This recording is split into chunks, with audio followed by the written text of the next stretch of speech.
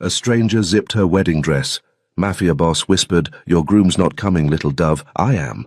23-year-old Angela Fiore stood in front of the mirror in her wedding dress, unaware of what was about to happen. In 2 minutes, a stranger would zip up her gown and change her life forever.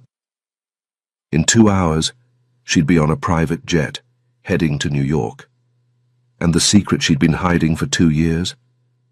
It would either save her, or destroy everything. But right now, Angela Fiore was just a bride, standing in the bridal suite of the Charleston Grand Belmont Hotel, struggling with the zipper of her wedding dress and dreaming of the man she was about to marry. Angela Fiore, 23, stared at her reflection in the mirror. Long chestnut hair cascaded down her back in soft waves, her honey-brown eyes bright with anticipation.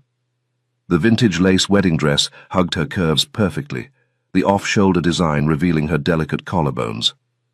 In less than an hour, she would become Angela Harris. She reached awkwardly behind her back, trying and failing to grasp the zipper that ran along her spine. Her full lips curved into a frustrated pout. "Miranda, can you help me with this?" She laughed, the sound bright with nervous excitement. "I can't reach it." Her best friend sat on the velvet settee by the window, scrolling through her phone. Miranda glanced up with a warm smile. "1 second, let me just finish this text." Angela turned back to the mirror, her cheeks flushed pink beneath her olive complexion. Her heart fluttered at the thought, a mixture of excitement and something else she couldn't quite name. "I'm so nervous," she admitted, pressing a hand to her stomach. "Do you think he's the one? I mean, we've been together for a year now, and he's been so patient with me, waiting until we're married. Not every man would understand that." Miranda made a muffled sound. "Miranda, seriously, the zipper—" Angela's words died in her throat. A hand touched the small of her back. Not Miranda's delicate fingers. These were large, masculine, warm through the thin fabric of her dress. The zipper began to slide upward, slowly, deliberately, each inch of movement accompanied by the ghost of fingertips brushing against her bare skin. Goosebumps erupted across Angela's flesh. A shiver ran down her spine that had nothing to do with the cool air in the room. The touch was almost sensual, intentional, like whoever was behind her wanted her to feel every millimeter of contact. A breathless laugh escaped her lips. "Miranda, are you trying to get me in the mood for my wedding night already? Save some of that energy for—" Her eyes lifted to the mirror, and the world stopped. Ice blue eyes stared back at her. Not Miranda's warm brown. Ice blue. A man's eyes. A stranger's eyes. Watching her like a predator who had finally cornered his prey. He towered over her at 6'3", broad shoulders straining against a perfectly tailored black suit worn over a crisp white shirt, open at the collar to reveal a hint of tanned skin. His hair was dark and wavy, swept back from a face that belonged on a Renaissance painting, beautiful and terrifying in equal measure. A neat dark beard framed his sharp jaw, and an expensive watch glinted on his wrist as his fingers completed their journey up her spine. But it was his eyes that made her blood run cold, pale as a frozen lake in winter. They stared at her reflection with an intensity that stripped her bare, seeing through the white lace and pearls to something underneath. The zipper fastened at the nape of her neck with a soft click that echoed like a gunshot in the silent room. "Who are you?" Angela's voice came out as a strangled whisper. She spun around, pressing herself against the vanity table, her eyes wide with terror. "What are you doing in here?" The stranger smiled. It was a cold expression, calculated, revealing nothing of warmth or humor. His voice was low and controlled when he spoke, the kind that didn't need volume to command attention. "Your groom's not coming, little dove. I am." Angela's heart slammed against her ribs. "What are you talking about? Where's Johnny? What did you do to him?" She pressed harder against the vanity, her fingers gripping the edge until her knuckles turned white. "Get away from me! I'll scream!" The stranger didn't move, didn't flinch. If anything, his smile grew colder. "I must say I'm pleasantly surprised." His ice-blue eyes traveled down her body, unhurried, appreciative, taking in the delicate lace, the soft curves, the trembling fullness of her lips. "My bride is even more innocent than I expected. Such purity, such untouched beauty." The smile widened a fraction. I'm a lucky man. Ice water flooded Angela's veins. She was certain he could see her pulse racing through the lace. Your bride? The words came out high, panicked. I don't know who you are, but I'm marrying Johnny Harris. Today. In less than an hour. So, whatever sick joke this is— Miranda! Angela screamed, darting toward the door that connected to the adjoining room. Miranda, help! She burst through the door and stumbled to a halt, her white heels skidding on the polished floor. 4 men in black suits stood in the room. They were massive, walls of muscle with earpieces and cold professional expressions. One of them had his hand clamped over Miranda's mouth, her eyes wide with terror above his thick fingers. She was struggling, but against a man that size, her efforts were useless. Angela whirled back to face the stranger, who had followed her with that same unhurried, predatory grace. His hands were in his pockets now, his posture relaxed, as if kidnapping brides was something he did every Tuesday. Her voice cracked. What do you want? Johnny! She screamed the name toward the door. Johnny, help me! One of the guards stepped forward, speaking in a clipped professional tone. Mr. Mancini, the jet is ready for takeoff. We should be at the airfield within 30 minutes.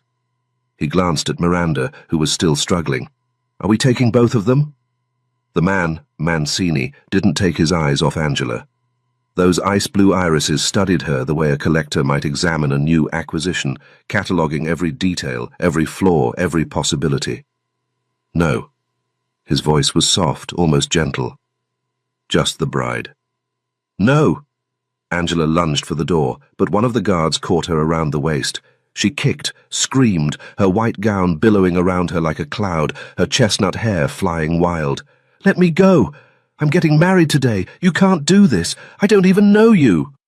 Her heel connected with the guard's shin, and he grunted in pain. For one glorious moment, his grip loosened. Angela bolted for the door. She made it exactly 3 steps. A hand like iron closed around her wrist, spinning her around. Before she could scream, the world tilted, and suddenly she was airborne, thrown over a broad shoulder like a sack of flour.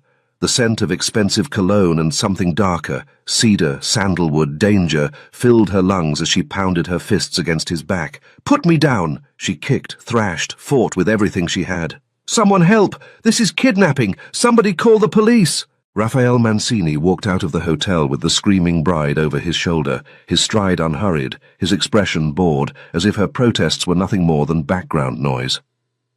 3 minutes later, they were in the back of a black SUV with tinted windows. Angela sat pressed against the door, as far from him as the confined space would allow. Her mascara had run in dark rivers down her cheeks, ruining the careful makeup that had taken 2 hours to perfect. Her carefully styled hair was a mess of loose pins and tangled waves. The wedding dress that had taken her 8 months to afford was wrinkled and stained with dirt from the parking lot. Raphael Mancini sat beside her, calm as still water, one ankle crossed over his knee. The overhead light caught the sharp angles of his face, the strong brow, the aristocratic nose, the dark beard that somehow made his blue eyes even more striking. He looked like a man on his way to a business meeting, not someone who had just committed a federal crime in broad daylight. This is actually kidnapping, Angela spat, her voice raw from screaming. Do you understand that? You just took me from my own wedding, in front of witnesses. You're insane. You're a Mafia wannabe psychopath, and when Johnny finds out— Raphael Mancini reached into his jacket pocket and pulled out an envelope. Without a word, he tossed it into her lap. Angela stared at it for a moment, then tore it open with trembling fingers. Photographs spilled out onto her ruined dress. She picked one up, and her heart stopped. Johnny. Her Johnny. The man she was supposed to marry today. He was kissing a woman, a beautiful brunette in a red dress, outside what looked like a hotel. In another photo, they were walking hand in hand. In another, they were climbing into a taxi together, his hand on her lower back in a gesture Angela knew all too well. What is this? Her voice was barely a whisper. Her honey-brown eyes, the eyes her mother used to call angel eyes, filled with tears. Who is she? Raphael's gaze was on her, watching her pain with clinical detachment. When he spoke, his voice was dismissive, almost bored. She's nobody. He shrugged, as if the woman in the photos meant less than nothing. Just a girl your precious Johnny has been having an affair with. One of many, I'm told. Angela's fingers tightened on the photograph, crumpling the image of Johnny's betrayal. Tears spilled down her cheeks, but she swallowed the sob that threatened to escape. Raphael leaned forward, his eyes locking onto her honey-brown ones with sudden, predatory intensity. "But you—" His voice dropped, each word deliberate. "You, Angela Fiore, are far more interesting." He pulled out a slim folder from beside him, flipping it open with casual elegance. 23 years old. Works as a cook at a cafe on King Street. Has exactly $1,043 in her bank account and $17,000 in credit card debt, most of it from supporting a boyfriend who, as you can see, has been spending his time elsewhere. He paused, letting the words sink in. And from what I understand, while you were saving yourself for him, he was sleeping with at least 3 other women. The photographs fell from Angela's numb fingers, scattering across the floor of the SUV. "Why?" Her voice cracked. "Why are you telling me this? What does any of this have to do with you?" Raphael studied her for a long moment, those ice-blue eyes revealing nothing. "I've been looking for you for 2 years, Angela. Tracked you from New York to Miami to Charleston. You're a hard woman to find." A ghost of a smile crossed his lips. "But I always find what I'm looking for. And today, I found you just in time." "In time for what?" Angela demanded, anger finally overtaking her fear. "Why were you looking for me? I don't know you.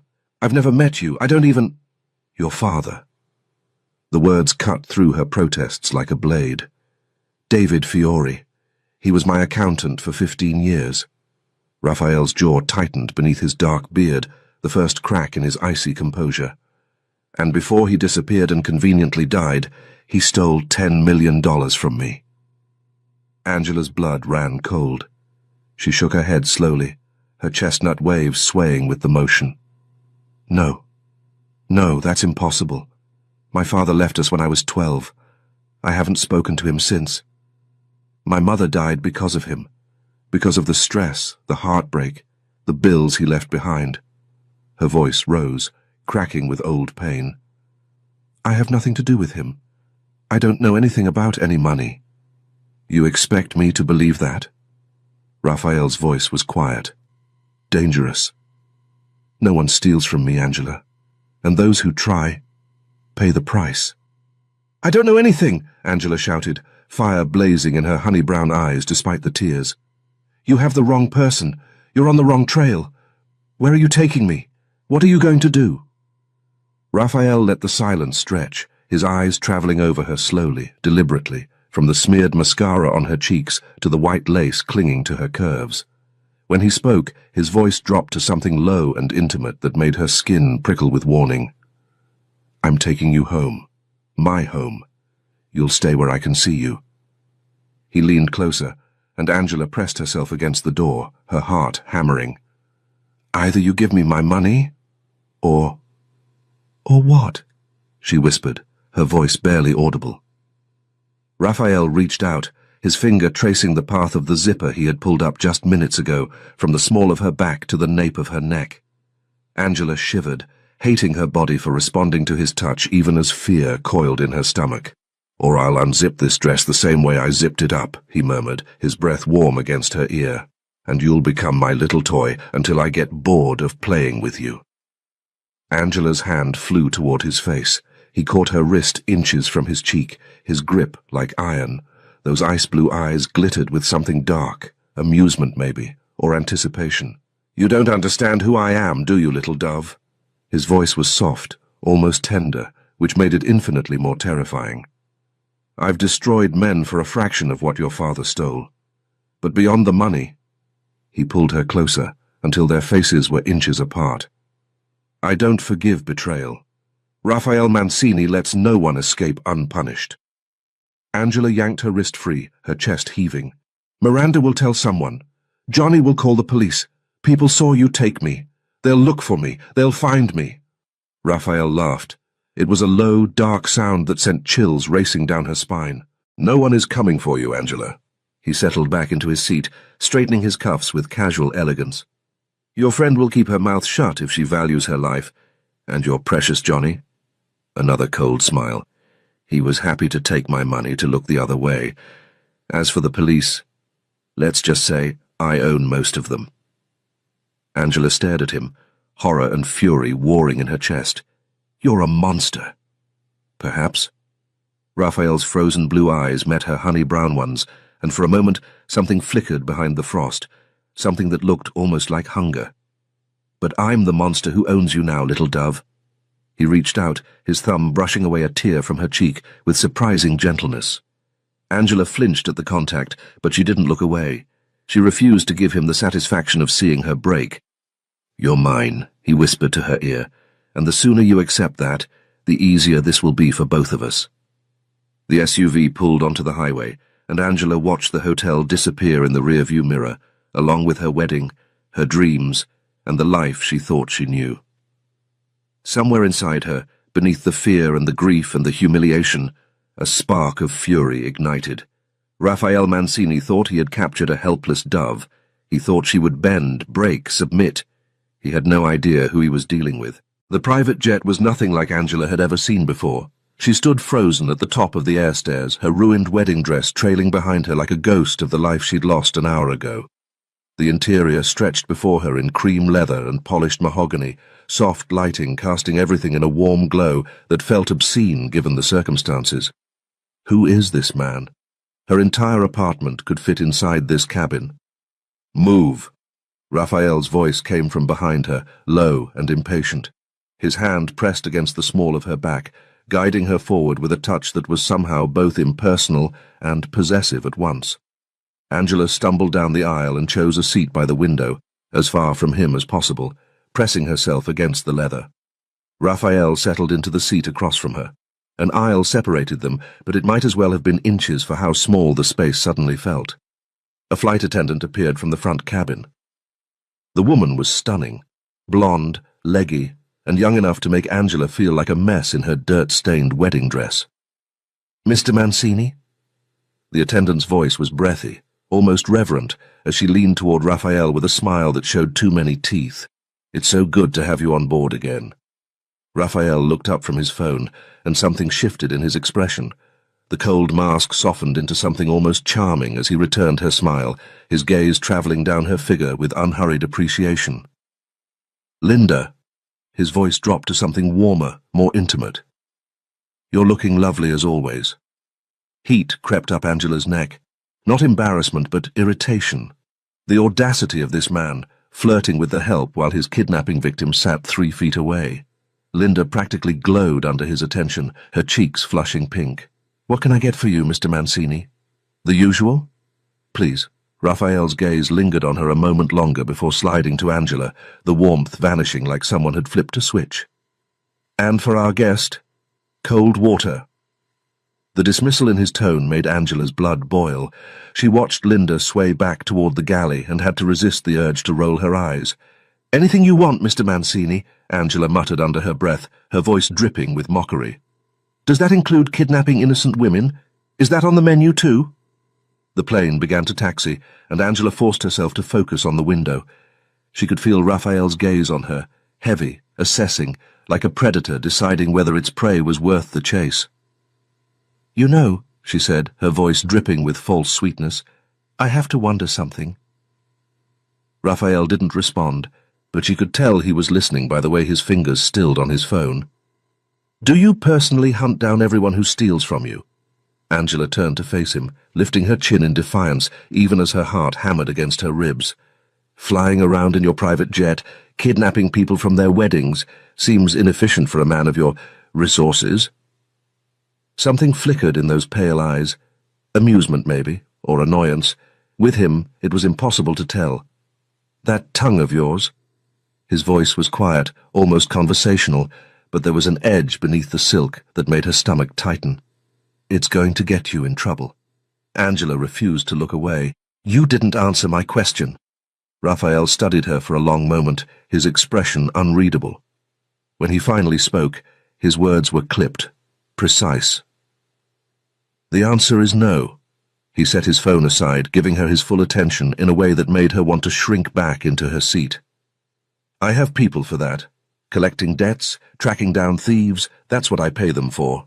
But you—" He cut her off, leaning forward slightly, and Angela felt the air between them thicken.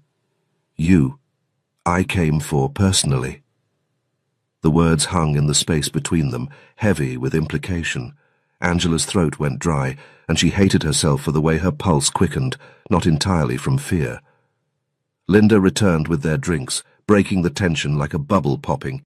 She handed Raphael a crystal tumbler of amber liquid, her fingers brushing against his with obvious intention, before setting a glass of ice water on Angela's armrest without so much as a glance. "Will there be anything else, Mr. Mancini?" Linda's voice was honey-sweet, her body angled toward him like a flower seeking sun. Raphael took a slow sip of his drink, his eyes never leaving Angela's face. "That will be all, Linda." The attendant's smile faltered slightly at the dismissal, but she recovered quickly, retreating to the front cabin with one last lingering look. Angela grabbed her water and took a long drink, if only to have something to do with her hands. The ice clinked against the glass, the only sound in the cabin besides the steady hum of the engines. "Take a good look." The words came out before she could stop them, sharp and brittle. "Because tomorrow you won't see me. I'll escape. First chance I get, I'm gone." She expected anger, maybe even violence. What she got instead was worse. Raphael laughed. It was a low, dark sound that seemed to vibrate through her chest, and his smile was the kind that made her think of wolves, all teeth and hunger, and barely contained danger. "Good thing you reminded me." He swirled the whiskey in his glass, watching the liquid catch the light. "I'll be sure to handcuff you to the bed tonight." Angela's face flushed hot, fury and something else she refused to name burning beneath her skin. She opened her mouth to fire back, to tell him exactly where he could shove his handcuffs, but exhaustion hit her like a wave. The adrenaline that had been keeping her upright for the past 2 hours was fading, leaving behind a bone-deep weariness that made her eyelids heavy. The stress of the day, the wedding that never happened, the kidnapping, Johnny's betrayal, it all crashed over her at once, dragging her down into darkness. She turned away from him, pressing her forehead against the cool window glass, and let her eyes fall closed. She wouldn't give him the satisfaction of another response. She wouldn't give him anything. "I'll escape," she promised herself as sleep pulled her under. "I'll find a way out of this. He can't keep me forever." The last thing she felt before unconsciousness claimed her was the weight of his gaze on her skin, watching her even in surrender. "Wake up, little dove." The voice pulled her from the darkness, low, commanding, too close. Angela's eyes flew open, and she jerked back instinctively, her pulse spiking. Raphael's face was inches from hers, those pale eyes bright with something that might have been amusement. He'd crouched down beside her seat, one hand resting on the armrest near her hip, close enough that she could smell cedar and whiskey on his breath. "We're home." His lips curved into that dangerous half-smile. "Time to meet your new cage." Angela pushed herself upright, her neck aching from the awkward position she'd slept in. Through the window, she could see a sprawling estate lit up against the darkness, all glass and stone and modern angles. 2 guards stood at the iron gates they'd just passed through, their silhouettes stark against the floodlights. More security than she'd seen at some government buildings. This isn't a house, she realized, as the SUV, when had they gotten into a car, pulled up to the front entrance. This is a fortress. The driver opened her door before she could gather her thoughts, and Angela stepped out on unsteady legs, her wedding dress dragging across the gravel driveway. The night air was cool against her skin, carrying the scent of chlorine and freshly cut grass. A man stood waiting at the front door, and Angela had to tilt her head back to take in all of him. He was enormous, easily 6'5", with shoulders like a linebacker and hands that looked capable of crushing skulls.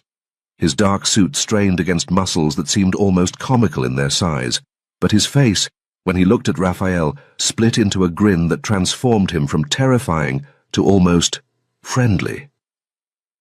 "Boss?" The giant's voice was surprisingly soft for a man his size, with a hint of an Italian accent. His eyes slid to Angela, taking in the wedding dress, the smeared makeup, the tangled hair, and his eyebrows shot up toward his hairline. "I didn't know you were getting married, boss. Would have been nice to get an invitation." There was genuine hurt in his tone, and Angela might have laughed if she wasn't standing in a stranger's driveway after being kidnapped from her own wedding. Raphael's hand pressed against her lower back, steering her toward the door. "She's not my bride yet, Oscar. Yet." The word sent ice down Angela's spine. She shot Raphael a look that could have melted steel, her eyes blazing with fury. He caught the look and smiled.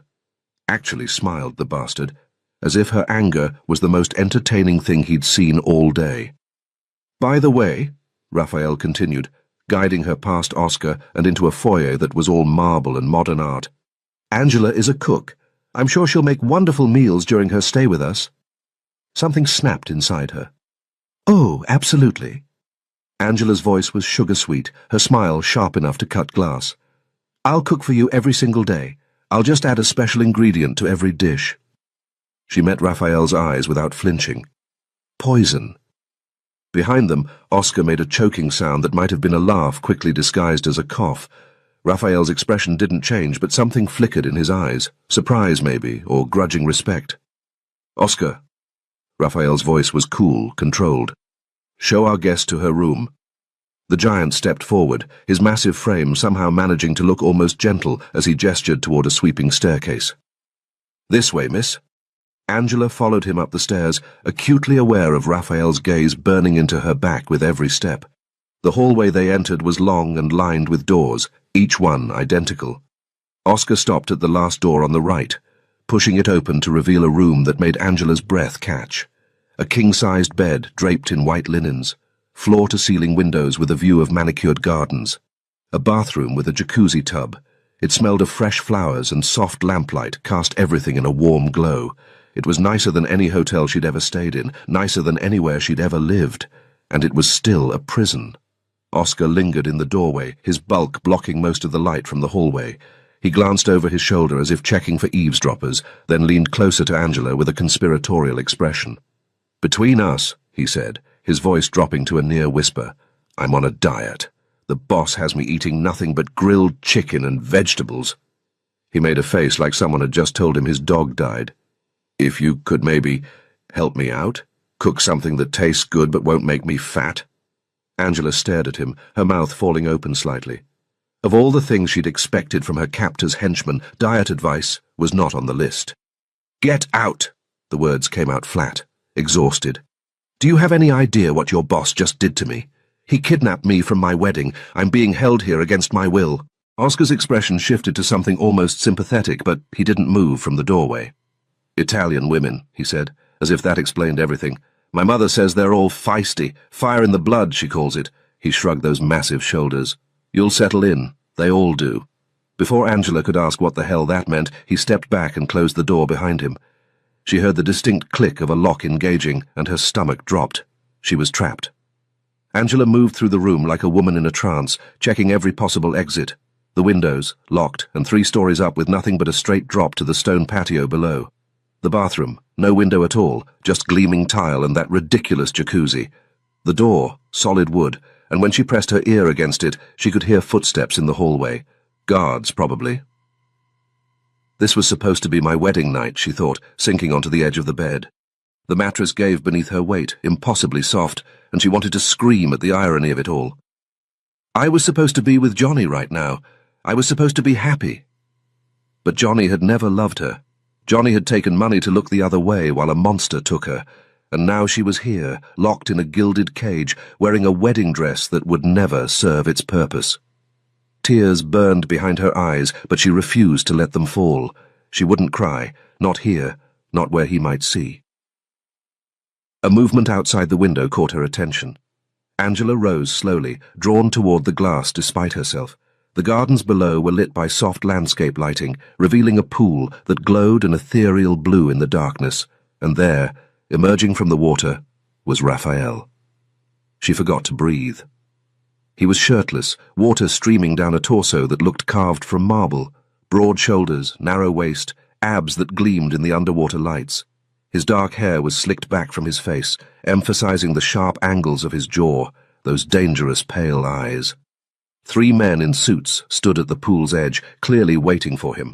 Raphael grabbed a towel from a nearby lounger, drying himself with quick, efficient movements as he spoke to them.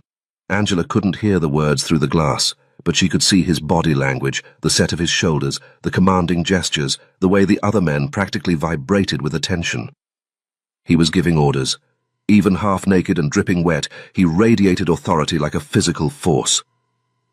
"He's beautiful," some traitorous part of her brain whispered, dangerous and cruel and absolutely beautiful. And then, as if he could feel her watching, Raphael looked up. His eyes found her window with unerring precision, and even from 3 stories up, Angela could see the smile that curved his lips. Small, knowing, like he'd caught her doing something she shouldn't. Heat flooded her face, hot and immediate and mortifying. She stumbled backward, away from the window, her pulse racing. "Why am I blushing?" Her hands flew to her burning cheeks. "I'm not attracted to him. I can't be. He's a monster. He kidnapped me." But her body didn't seem to care. Her body had seen the water sliding down those muscles, the confident way he moved, the raw power that radiated from every inch of him, and it had responded in ways that made her want to crawl out of her own skin. Angela sank onto the bed, burying her face in her hands. "Get it together," she told herself fiercely. "He's the enemy." But as she lay back on the too-soft bed, staring up at the ceiling of her beautiful prison, she couldn't shake the image of him from her mind, those cold eyes finding her in the darkness, that knowing smile. Like he knew exactly what she was thinking. And somewhere deep inside her, in a place she didn't want to acknowledge, a small voice whispered, "What if I can't escape?" Angela squeezed her eyes shut, pushing the thought away. She would escape. She had to. Because the alternative was unthinkable, wasn't it? 3 hours. Angela had been pounding on this door for 3 hours straight. Her fists ached, her throat was raw from screaming, and her knuckles had turned an angry shade of red. "Let me out!" She slammed her palm against the wood. "You can't keep me locked up like an animal!" Angela pressed her forehead against the cool wood, breathing hard. Her wedding dress hung heavy on her frame, the once pristine lace now wrinkled and stained with the dirt from yesterday's nightmare. The lock clicked.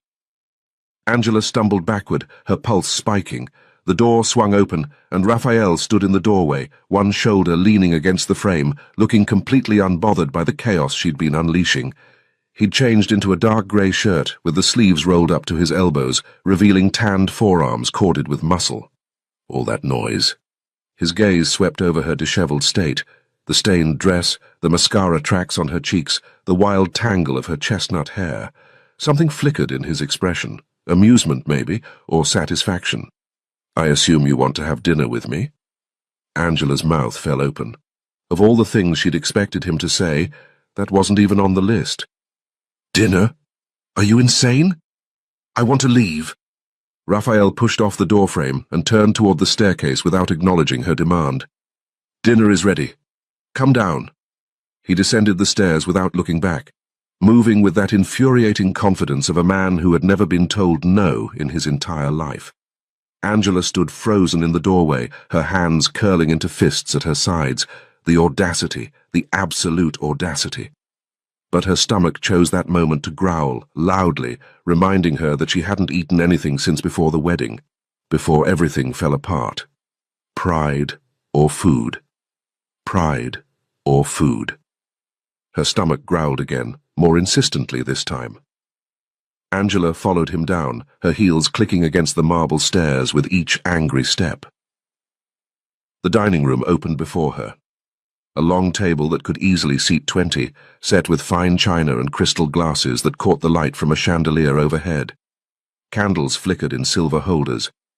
The smell of food made her traitorous stomach clench with hunger. Raphael pulled out a chair at the head of the table.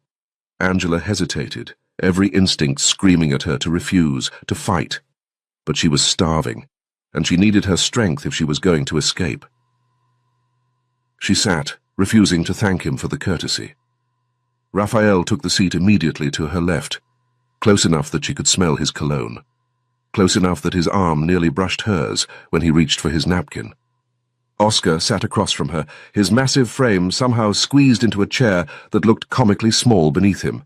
His scarred face would have been terrifying if not for the sweet, almost boyish smile he offered her. "Let's begin." Raphael unfolded his napkin. Enjoy your meal. Boss, Oscar's deep voice stopped him. We pray first. Raphael's jaw tightened almost imperceptibly, but he set down his napkin. Oscar extended his enormous hand, wrapping it around Raphael's with surprising gentleness. Then he reached across the table toward Angela, his palm up, waiting. She stared at his outstretched hand like it was a loaded weapon. Raphael's hand moved toward hers. Angela yanked it back so fast she nearly knocked over her water glass. "Don't touch me!" The words came out sharp, brittle, edged with all the fear and fury she'd been swallowing for the past day. Oscar leaned toward Raphael, his voice dropping to a theatrical whisper that Angela could absolutely still hear. "Boss, Italian women are like that. My mother still yells at my father. They've been married 40 years. Raphael's gaze never left Angela's face. His expression didn't change, but something in his eyes flickered with dark amusement. That explains your trauma. Oscar simply clasped his own hands together and bowed his head, apparently unbothered by the insult. Dear Lord, thank you for this food. Thank you for not letting the boss kill anyone today, that we know of. Please help me survive this diet. And please give our new guest patience because she's going to need it. He crossed himself with a flourish. Amen. Before Angela could process whatever the hell that was, a young woman emerged from the kitchen carrying a large tureen. She was beautiful. Olive skin, dark curls, curves that her simple black dress did nothing to hide. Oscar's entire demeanor transformed. His scarred face softened, his dark eyes going warm and almost dreamy as he watched the woman ladle soup into his bowl. He looked like a lovesick puppy who'd just spotted his favorite human. Grazie, Maria. Oscar lifted his spoon, tasted, and his eyes rolled back in what could only be described as ecstasy. This is... Maria, this is the best soup I've ever had in my entire life. I could die happy right now, truly. Just bury me with this soup. Maria's cheeks flushed pink, but she waved off the compliment with a practiced flick of her wrist before ladling soup into Angela's bowl. Angela took a careful spoonful. The liquid hit her tongue, and her instincts, honed by 3 years working in Charleston kitchens, kicked in before she could stop them. It needs salt.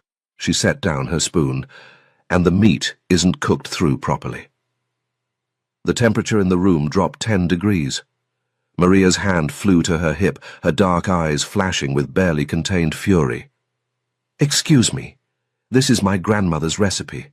I've been making it for years, and everyone has loved it. Angela lifted her chin, refusing to back down despite the dangerous glint in Maria's eyes. Well, I'm a cook, and I'm telling you, it needs work. Raphael set down his wineglass with a soft clink that somehow managed to silence both women. He turned that cold gaze on Angela, and she felt the weight of his attention like a physical force pressing against her chest. You're making friends quickly, I see. His voice was silk, wrapped around steel. If you're going to act like a spoiled child, you can leave the table. Angela's chair scraped against the floor as she shot to her feet. Fine. I didn't want to be here anyway. His hand closed around her wrist before she could take a single step. Not painful, but firm, unyielding. The heat of his skin against hers sent electricity skating up her arm, and she hated herself for noticing. Sit. The word was quiet. Absolute. You haven't eaten in hours. Angela's empty stomach betrayed her with another growl. She stood there, caught between pride and hunger, his fingers still wrapped around her wrist. Her pulse hammered beneath his touch, and she wondered if he could feel it, if he knew exactly how much he was affecting her. Slowly, deliberately, she lowered herself back into the chair. Raphael released her, reaching for his wine as if nothing had happened. Maria is a wonderful cook. I learned to respect a woman's work when I was young. Something shifted in his expression, a flicker of vulnerability that disappeared as quickly as it came. My mother taught me that. He took a slow sip, then continued. But you're a cook yourself, aren't you, Angela? Perhaps you could help Maria. Improve her recipes. Maria made a sound of pure outrage, slamming the ladle back into the tureen. Improve? My recipes don't need... That will be all, Maria.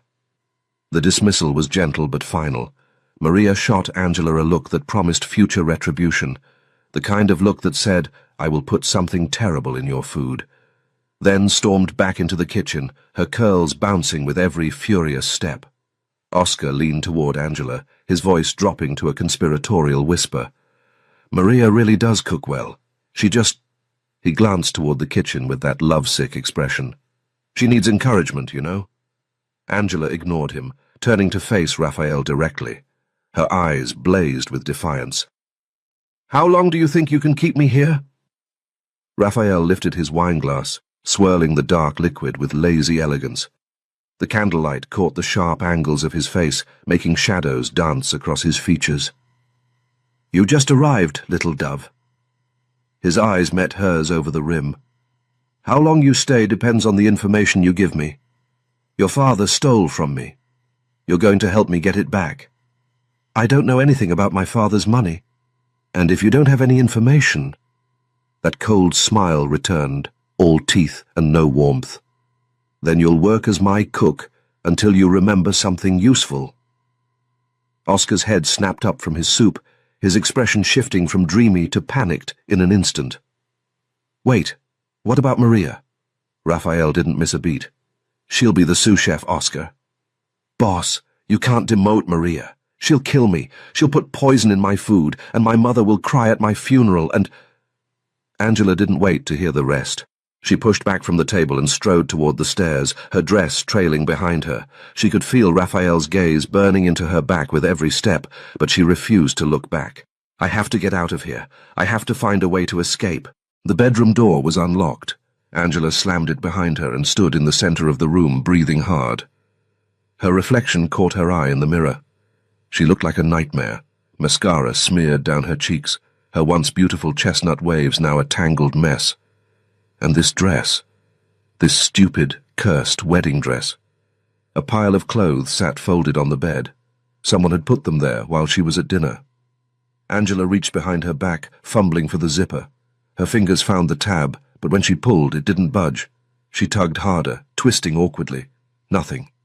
"Come on," she muttered through gritted teeth. "Come on, you stupid—" The zipper was stuck, completely stuck.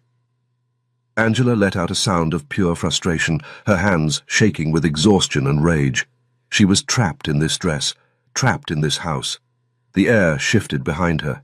Cedar, and something darker. She spun around, heart racing.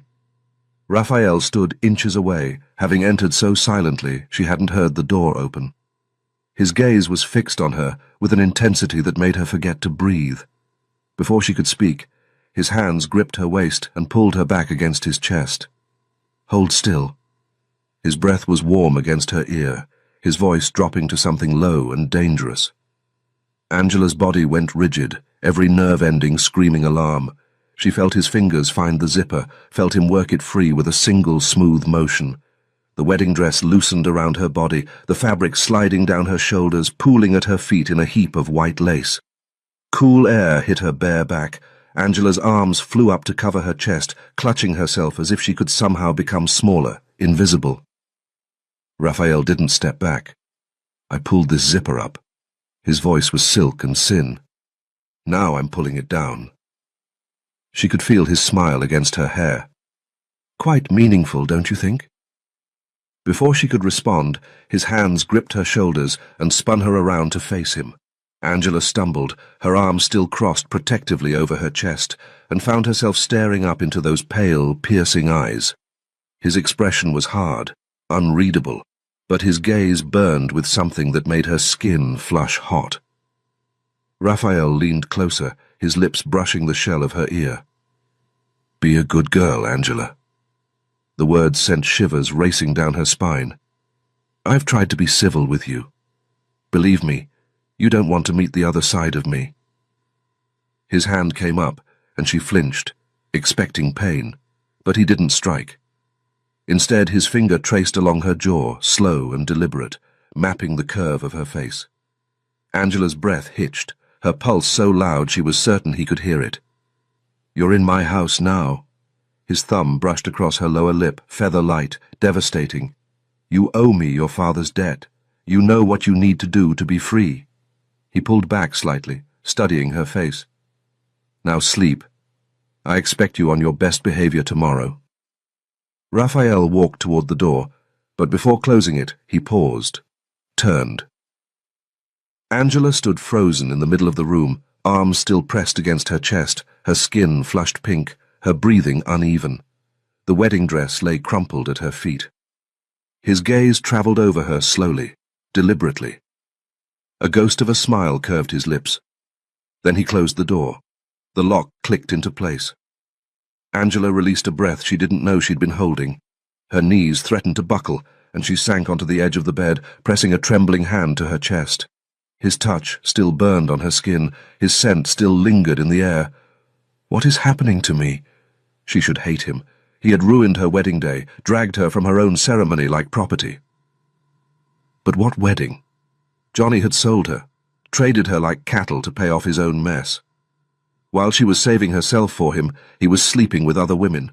Raphael hadn't saved her, not intentionally, but he had ripped away the blindfold, showed her the truth she'd been too naive to see. Should I fear him? Hate him?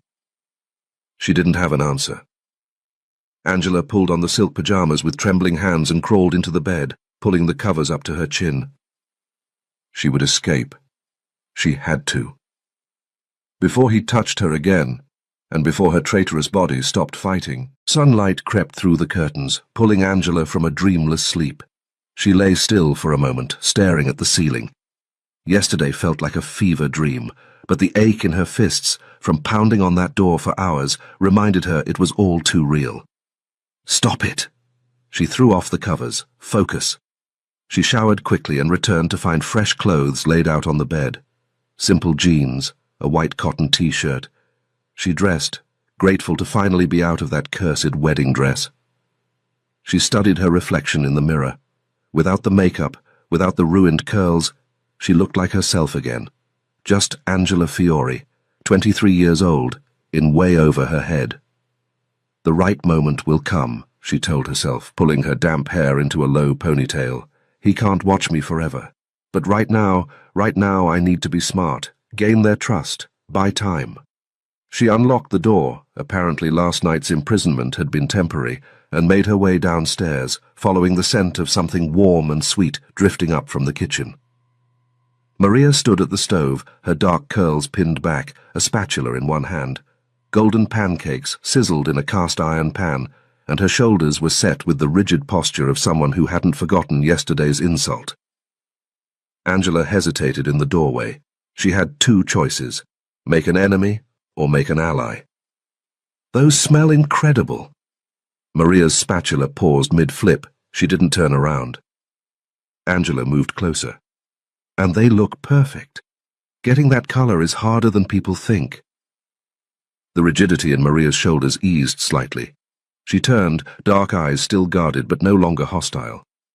"Mr. Mancini likes pancakes for breakfast." A small smile tugged at the corner of her mouth. "I've had a lot of practice." Before she could respond, a deep voice rumbled from the doorway. "I love them too, Maria." Oscar filled the entrance. His massive arms crossed over his chest, staring at the pancakes with pure longing. "But I'm on a diet. Can't have any." Maria rolled her eyes. "You've been on this diet for a month and lost 2 kilograms. Don't think I don't know about the cannoli last Tuesday." "Maria," Oscar held up his hands in surrender, but his eyes were soft as he looked at her.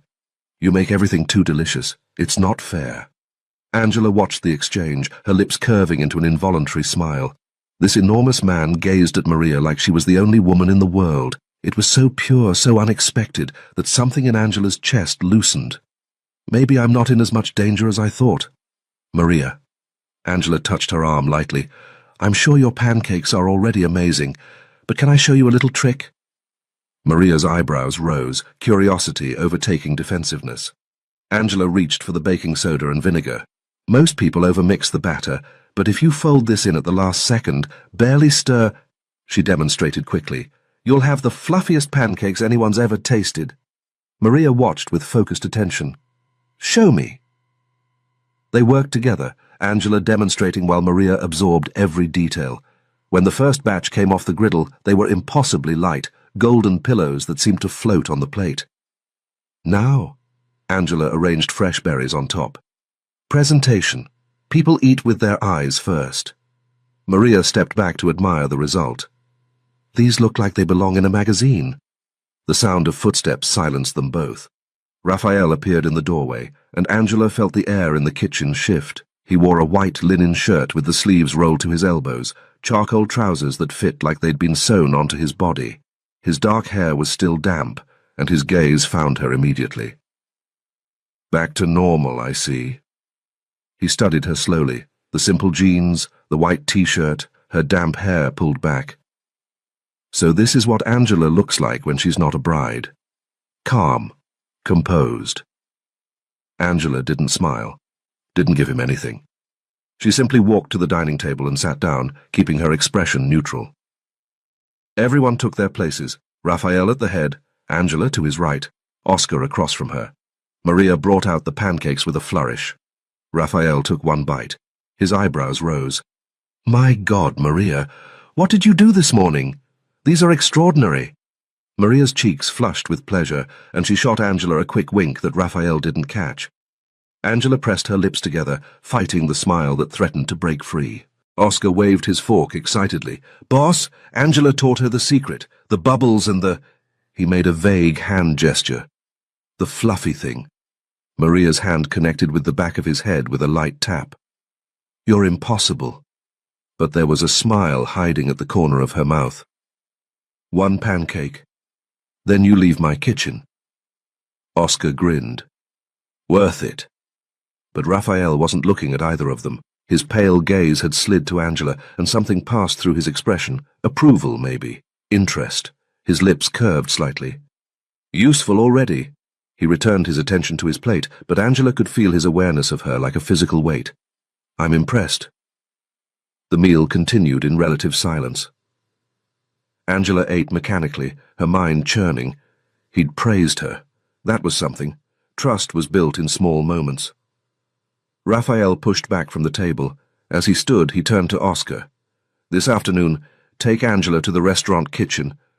It's Monday. She can help with our usual preparations. Angela's head snapped up. Excuse me? Raphael met her glare without flinching, one eyebrow raised. You heard me. You're not going to sit around like a princess while everyone else contributes. I'm your prisoner, not your employee. You're neither. He straightened his cuffs with infuriating calm. You're my guest who owes me $10 million, and guests in my house earn their keep. He walked toward the door, then paused. Oscar will bring you at noon. Wear comfortable shoes. Then he was gone. Oscar leaned toward Angela, his voice dropping to a whisper. That's a compliment, you know. From him, it's basically a love poem. Angela stared at him. That's deeply concerning. She sat there, fury and something else, something dangerously close to hope, warring in her chest. The restaurant, outside, he's letting me outside. If she could get out of this house, maybe she could find a way to run.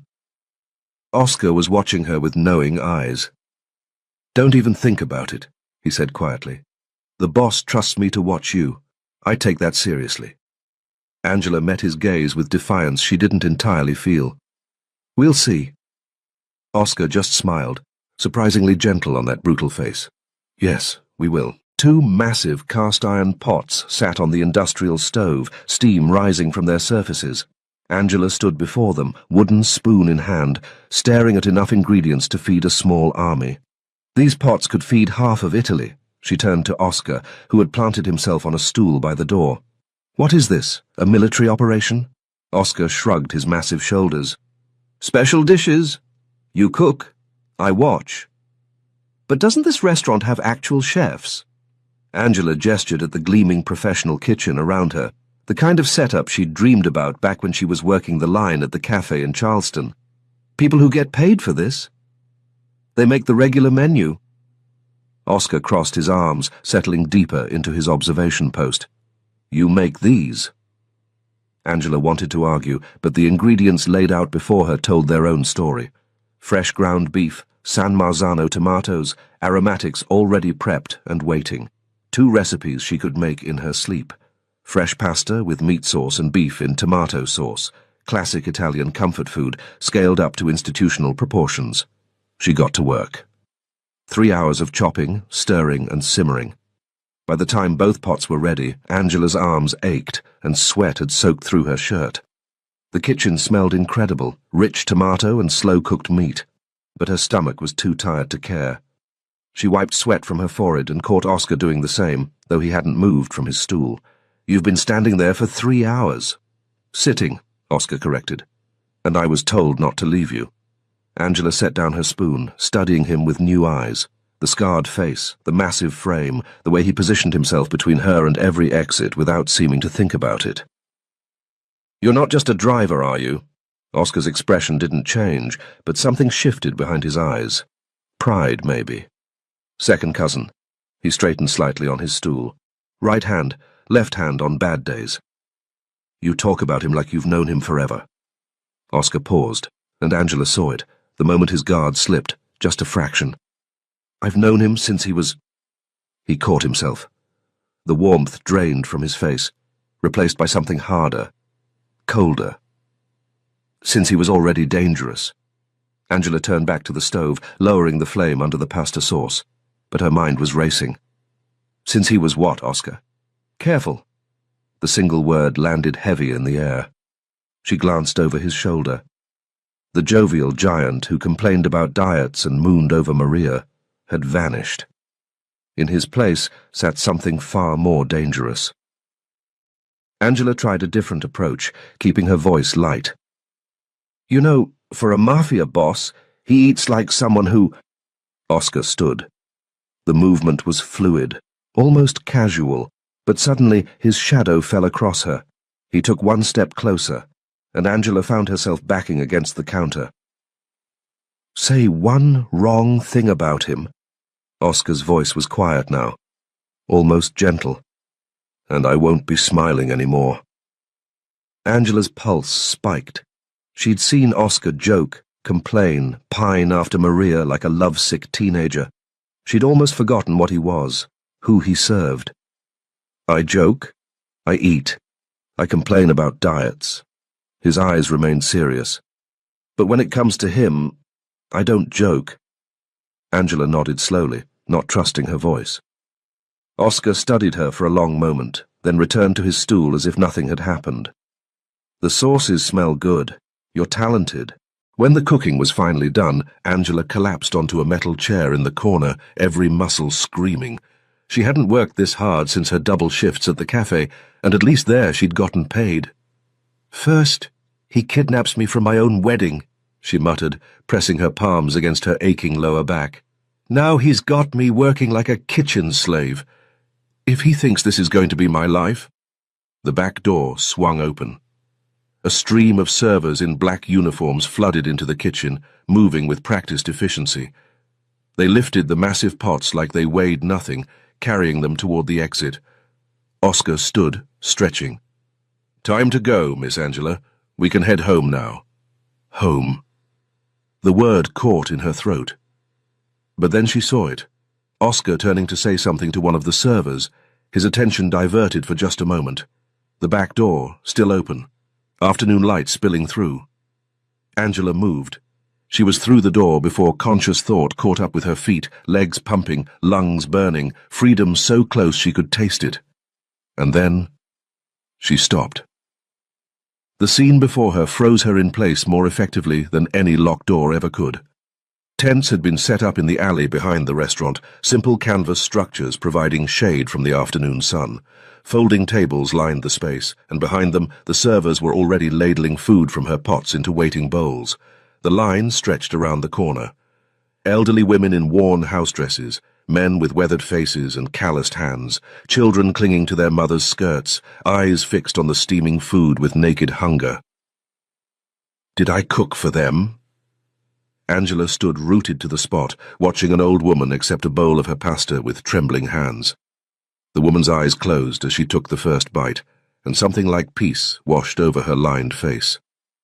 I cooked for people who needed it. Heavy footsteps behind her.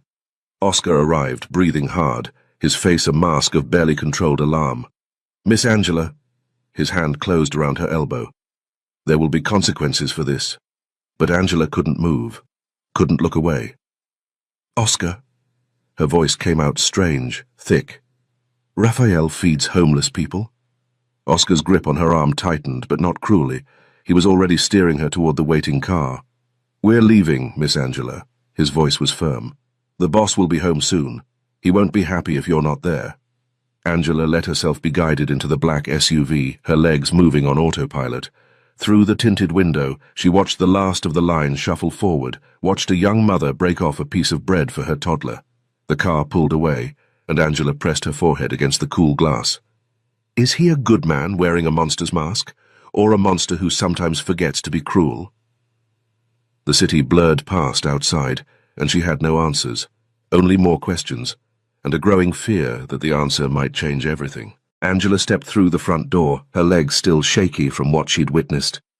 Another time, she told herself. The right moment will come. But the image of those hungry faces haunted her. The elderly woman with trembling hands, the children watching the food like it was salvation itself. She'd been ready to run, and instead she'd frozen in place like her feet had grown roots.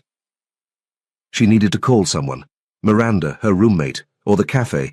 Someone had to be wondering where she'd disappeared to. But her phone was gone, confiscated along with everything else from her old life. Maria was in the kitchen, chopping vegetables with practiced efficiency. Angela approached carefully. Maria, could I maybe borrow your phone? Just for 10 seconds. I need to... Maria's knife paused mid-chop. She looked up, one dark eyebrow arching toward her hairline. Miss Angela. Her voice was kind but firm. We all know you're a captive guest here. You're asking me to risk my job, and possibly my neck, for a phone call that will absolutely be reported to the boss. She returned to her vegetables. The answer is no. Angela opened her mouth to argue, then closed it. Pushing wouldn't help. Not yet. She wandered into the garden instead, letting the late afternoon sun warm her face. The grounds were beautiful. Manicured hedges, a stone fountain. A cage was still a cage, but at least this one had a nice view. The sound of car doors made her turn. Raphael strode through the main entrance, 4 men in dark suits flanking him like shadows. His voice carried across the foyer, sharp, commanding, the tone of someone accustomed to absolute obedience. He was giving orders, his jaw set in that hard line she was beginning to recognize. His gaze swept the garden and found her watching. For a moment their eyes met. Then he looked away, dismissing her without a word, and disappeared into the house. Arrogant bastard, she murmured to herself. Angela's hand flew to her hair, smoothing down the wind-blown strands as she hurried after him. She caught herself mid-motion and froze. Why do I care what I look like? She shook off the thought and followed at a distance, curiosity overriding caution. She tracked his footsteps to a closed door at the end of the hallway, his study, she assumed. Voices filtered through the wood, too muffled to make out. She leaned closer, pressing her ear against the door. It swung open so suddenly she nearly fell forward. Raphael stood in the doorway, the 4 men filing past him with murmured goodbyes. His gaze locked onto hers, and before she could step back, his hand closed around her wrist. He pulled her into the study, kicking the door shut behind them. Listening at doors now? His grip was firm but not painful. That's a dangerous habit, little dove. I wasn't listening. Angela lifted her chin, refusing to be intimidated. I was just passing by. Passing by? He released her wrist, but didn't step back. If anything, he moved closer, eating up the space between them until she could smell his cologne. And today? At the restaurant? Were you just passing by when you tried to run? Angela forced herself to hold his gaze, though every instinct screamed at her to look away. Those pale eyes seemed to see straight through her. Why didn't you tell me? The words came out harder than she intended. That I was cooking for hungry people. You could have said something. I would have thought... She swallowed. I would have thought less that you're a monster. Something crossed his face, gone before she could name it. Charity isn't a performance. His voice was flat, final. You did your job. The rest doesn't concern you. He tilted his head, studying her face with an intensity that made her skin prickle. Then he leaned down, his lips brushing the shell of her ear. "Or are you getting too interested in me, little dove?" Angela's breathing stopped. She could feel the warmth of him radiating through the thin fabric of her shirt, could smell something earthier underneath his cologne. Her stomach tightened, heat pooling low in her belly, and her lips parted without her permission. No.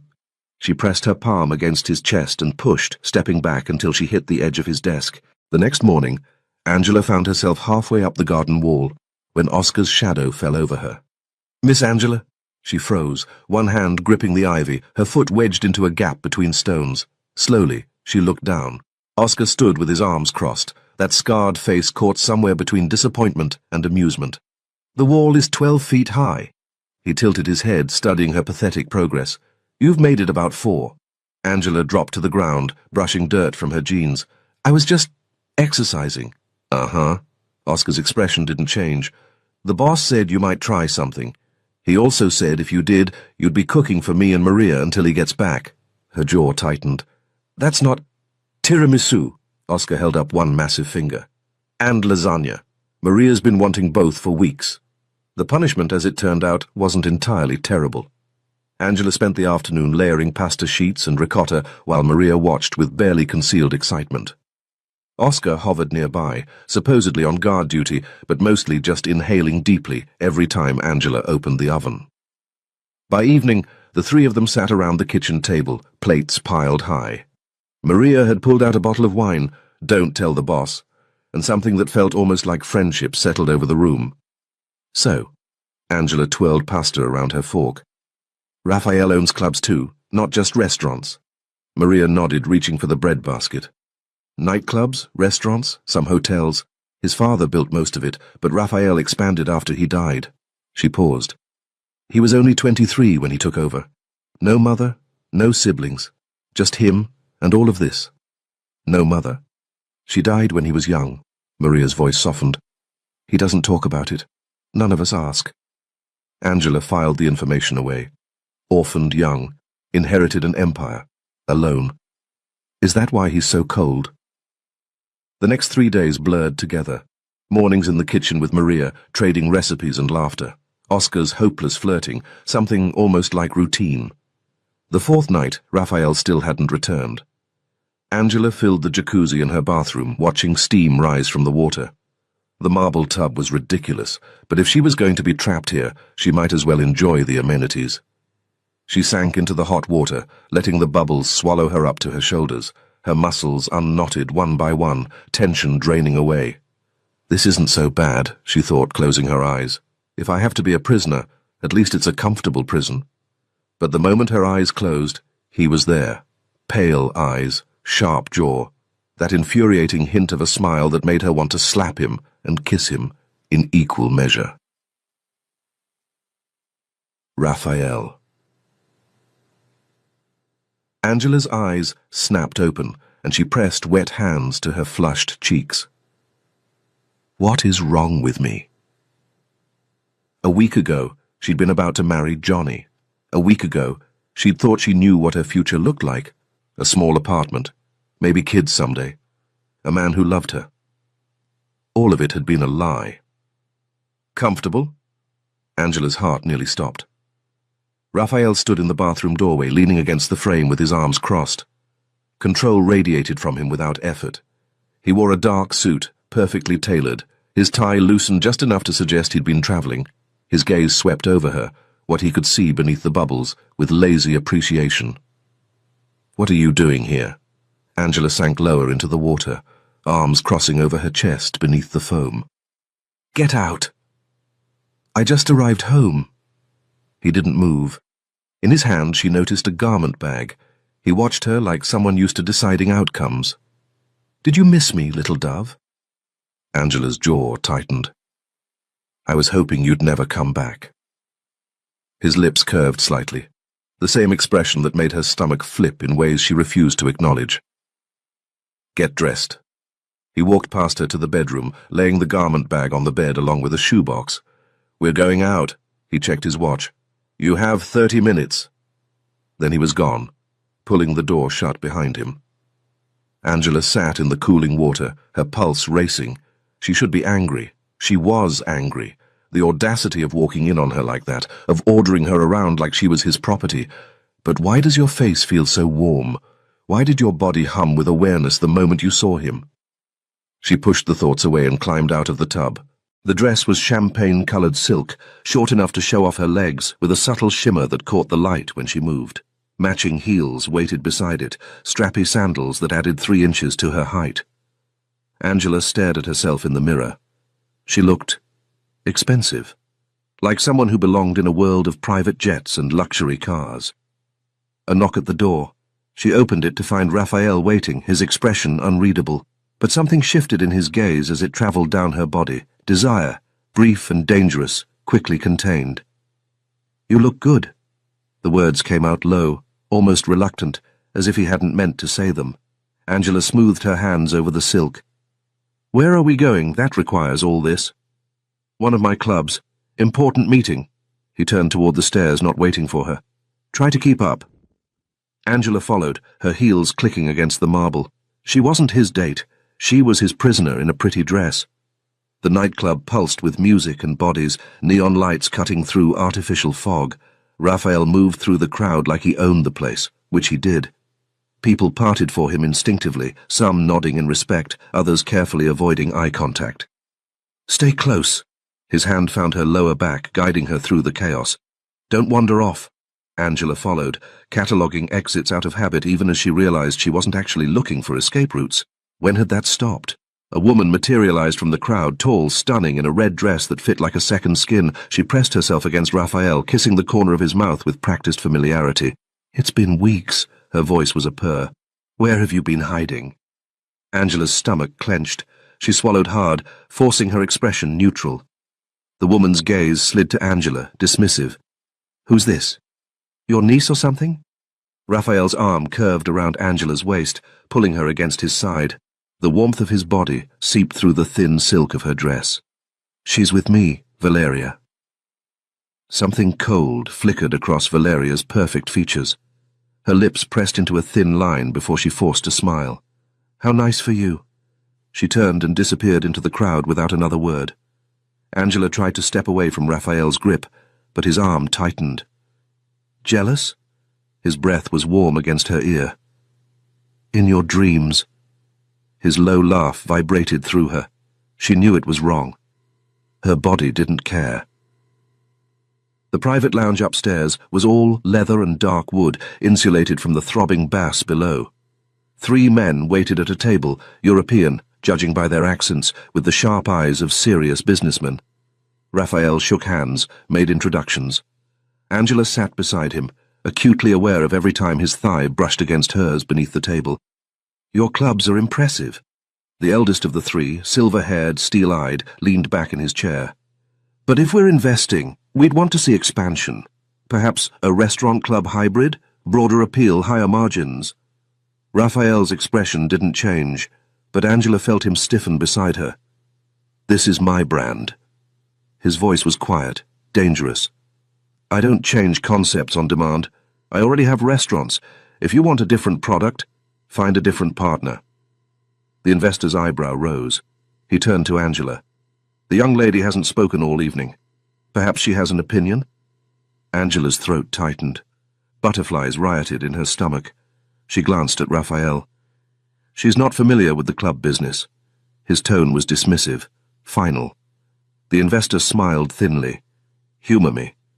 Fresh perspectives can be valuable." Angela swallowed. Her palms grew slick with sweat, but something in the investor's expectant gaze pushed her forward. "I don't know much about clubs." She heard her own voice, steadier than she felt. "But I know people." She paused, gathering her thoughts. Raphael watched her like a choice. People consume fast these days. They don't want to eat dinner and then wait for the same place to turn into a club. She hesitated, afraid she was overstepping. They want separate experiences. Good food in one place, nightlife somewhere else. The investor leaned forward slightly. Angela took it as permission to continue. "Your customers are probably 20s to 40. That age group is impatient. They don't want everything bundled. Her voice wavered slightly. I mean, if this is a club, maybe it should just be a club, but with a clear identity. Are you for people who want to disappear into a crowd, or for regulars who want familiar faces after dinner? She stopped, suddenly aware of how much she'd said. Heat crept up her neck. Try to be both, she finished quietly, and you end up being neither. But if you narrow it down, people stay loyal, and loyalty means the brand lasts. Silence filled the lounge. Monday morning found Angela in the restaurant kitchen again, but this time with a different task. The pastry chef had called in sick, and the dining room needed desserts for tonight's service. "Show me what you can do," the head chef had said, gesturing at the ingredients. "Something special." Angela's fingers twitched with anticipation. Finally, a real challenge.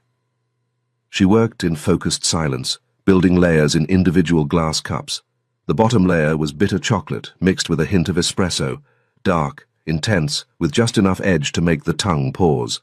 The middle was rose-infused cream, delicate but not cloying, sweet enough to soothe but not enough to overwhelm. And on top, a paper-thin caramelized shell, golden and fragile, the kind that would shatter at the slightest pressure. Oscar watched from his usual post by the door, massive arms crossed. When Angela finished the last cup, he leaned forward, squinting at the layers like they contained state secrets. Beautiful. Dangerous. Complicated. He nodded slowly. Reminds me of Maria. Angela bit back a smile. It's called The Woman in Love. Oscar's eyebrows shot up, that scarred face lighting up like a kid who'd solved a puzzle. So I was right. It is about Maria. It's not about... Angela shook her head. Never mind. Why do you think it has that name? She set down her spatula, studying her creation. Because it looks strong on the surface, but the most fragile part is hidden inside. Oscar was quiet for a moment, then he shrugged and reached for one of the finished cups. Don't even think about it. Angela swatted his hand away. These are for paying customers. In the back office, Raphael was reviewing contracts when Oscar slipped through the door. Boss? The big man's voice held an unusual note of excitement. That new dessert Angela made. Customers are going crazy, asking for seconds, thirds. One guy tried to buy the whole batch.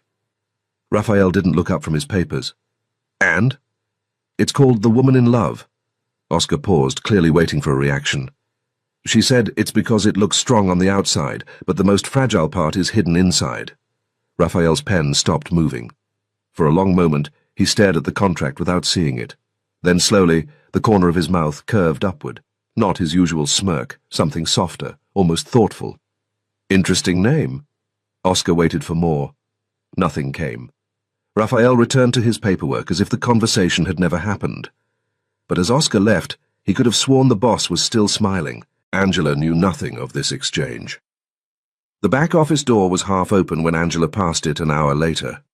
She'd been looking for Oscar. He'd vanished again, probably raiding the walk-in freezer, and had wandered too far into the administrative wing. She didn't mean to stop, didn't mean to look, but the voices made her freeze.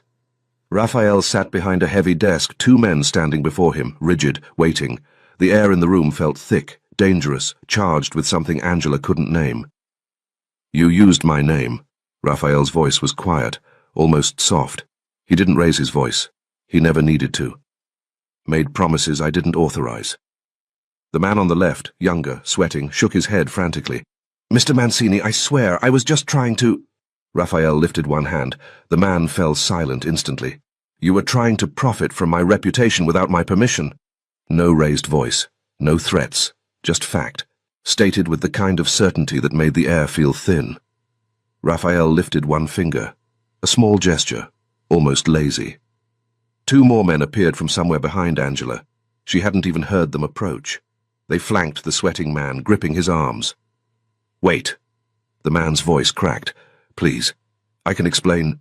Raphael didn't blink. Take him. 3 words. That was all. The men dragged him out through a side door. No violence, no screaming. Just gone, like he'd never existed. Ice water flooded Angela's veins. Her stomach dropped, and she pressed her hand against the wall to steady herself. Her fingertips went numb, tingling with adrenaline she couldn't burn. Her legs had turned to stone, refusing to carry her away, even as every instinct screamed, "Run!" The remaining man bowed his head and slipped out. The office emptied. And then Raphael looked up. Their eyes met through the half-open door. Angela's breathing stopped. She should move, should pretend she'd seen nothing, should... Raphael rose from his chair, crossing the room in 3 slow strides. He pulled the door fully open, his gaze never leaving her face. "You shouldn't have been here." The words were flat, emotionless. Angela couldn't tell if it was a statement or a threat. She swallowed hard, her throat dry as sand. "But I was." Something crossed his features. Surprise, maybe, or respect. She couldn't read him, had never been able to read him, but she held his gaze anyway, refusing to look away, even as her hands trembled at her sides, silence stretched between them. Raphael stepped closer, close enough that she could smell his cologne, close enough that she had to tilt her head back to maintain eye contact. "Were you scared?" Angela's heart raced.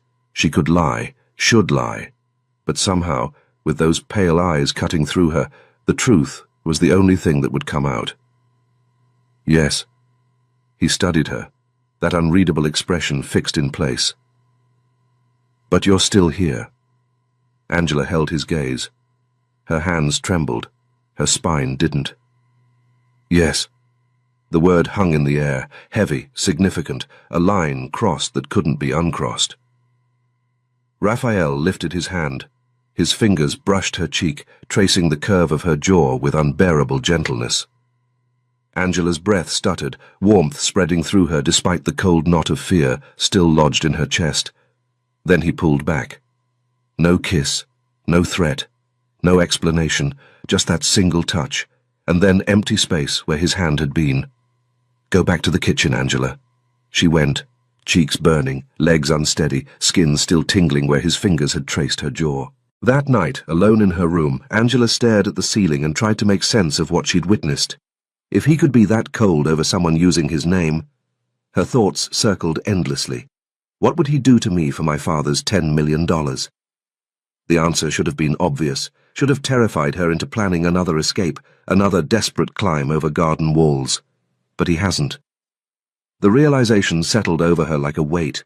He'd had every opportunity, every right by his own brutal logic, and yet here she was, fed, clothed, protected, making desserts in his kitchen instead of bleeding in some basement.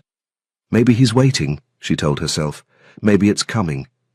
But another voice, quieter and more dangerous, whispered something else entirely. Or maybe he doesn't want to hurt you at all. Angela closed her eyes, and his face burned behind her lids. She didn't know which possibility frightened her more, and she had no idea that tomorrow everything was about to change. Raphael didn't come home that night. Angela told herself she didn't care, told herself it was none of her business where he went or who he was with. But she caught herself glancing at the front door 3 times before midnight, and by the time she finally went to bed, irritation had coiled tight in her chest. Why do you even care? She had no answer, and that made her angrier. The dream came without warning. Raphael's fingers traced her cheekbone exactly as they had in his office. But this time he didn't pull away. His hand slid into her hair, tilting her face toward his. His gaze burned into hers until she couldn't breathe. Little dove. His mouth descended, slow, deliberate. The kiss started gentle, testing, questioning. But when she gasped against his lips, something in him snapped. He deepened the pressure, his other hand gripping her waist, pulling her flush against him until she could feel his heartbeat through his shirt. She moaned his name. Raphael. Angela's eyes flew open. Morning light flooded the room. Her heart raced, her skin damp, her lips tingling with the ghost of a kiss that had never happened. And Raphael Mancini stood at the foot of her bed. Good morning. Her blood went cold. She yanked the blanket up to her chin, heat flooding her face. You can't just... Her voice came out strangled. A woman's room. You don't just walk in like... That faint curve of his lips appeared, almost imperceptible, but definitely there. Oh, God. Her stomach clenched. Did I say something? In my sleep? Did I moan his name out loud? She couldn't tell from his expression. His face gave nothing away, as always. Get dressed. He turned toward the door. We leave in an hour. The jet is waiting. Angela blinked, still clutching the blanket. What? Where are we going? Raphael paused at the threshold, glanced back over his shoulder. Monaco. The door closed behind him. Angela sat frozen for a full 10 seconds before her brain caught up. Monaco? Never imagined she'd see anything beyond Charleston. Monaco. Her heart was still racing, but she wasn't sure if it was fear or excitement anymore. 1 hour later, Angela stood in the entrance hall with a small backpack slung over her shoulder. 2 leather suitcases waited by the door. Oscar leaned against the wall, arms crossed, watching Raphael give last-minute instructions to one of the guards.